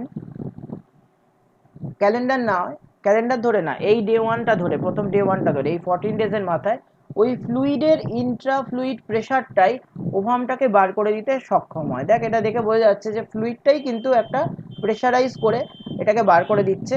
আর প্রাইমর্ডিয়াল যে ফলিকলগুলো বা প্রাইমারি ফলিকলগুলো তারা আছে ভিতর দিকে, কিন্তু এই যে ম্যাচিওর ফলিকল, যাকে আমরা গ্রাফিয়ান ফলিকল বা সেকেন্ডারি ওভাম এরকম নাম বলছি, তারা আছে কিন্তু মার্জিনাল পজিশনে, মানে ধারের দিকে। এর ফলে কি হচ্ছে, ওভামটা বাইরে বেরিয়ে আসছে, এটা 14 ডেজের মাথায়। তারপর দেখ, ওই যে র্যাপচার্ড ফলিকলটা আছে, সেই র্যাপচার্ড ফলিকলটা তৈরি করছে কর্পাস লিউটিয়াম, যেটা প্রোজেস্টেরন ক্ষরণ করে। আর গ্রাফিয়ান ফলিকল মানে এটা হচ্ছে ইস্ট্রোজেন ক্ষরণ করে, ঠিক আছে? এ হচ্ছে প্রোজেস্টেরন ক্ষরণ করে, বোঝা গেল? তারপরে কি হচ্ছে, কর্পাস লিউটিয়ামটা কর্পাস অ্যালবিকান্সে পরিণত হচ্ছে। কর্পাস অ্যালবিকান্স মানে হচ্ছে রুডিমেন্টারি ফলিকল, যে আর কোনোভাবে প্রোজেস্টেরন ক্ষরণ করতে পারে না। এইটা হয়ে যাচ্ছে এসে ডে 28। এটা একটা ওভারির ক্ষেত্রে প্রযোজ্য। তাহলে তুই যদি এরকম আর একটা ওভারিকেও ধরিস, তাহলে তার ক্ষেত্রেও তুই একই জিনিস দেখতে পাবি, সেম জিনিস দেখতে পাবি। কিন্তু পার্থক্যটা কি? পার্থক্যটা হচ্ছে দুটো ওভারির মাঝের গ্যাপ কিন্তু সবসময় থাকবে 24 দিন, এই সরি 14 দিন, 24 বলছি, হ্যাঁ। ব্যাস এটুকুই মোটামুটি কনসেপ্টটা এর। কর্পাস অ্যালবিকাসটা তাহলে ওটার আর কোনো কাজ নেই তো, না ডে 20? না, তাহলে ওটা ওর কি ওর হয়? ওর ওর সেলগুলো ডিজেনারেট হয়ে যায়, নষ্ট হয়ে যায়। এবার ওই সেলের মেটেরিয়াল নিয়ে অন্য কোনো সেল তার সেল ডিভিশন করে।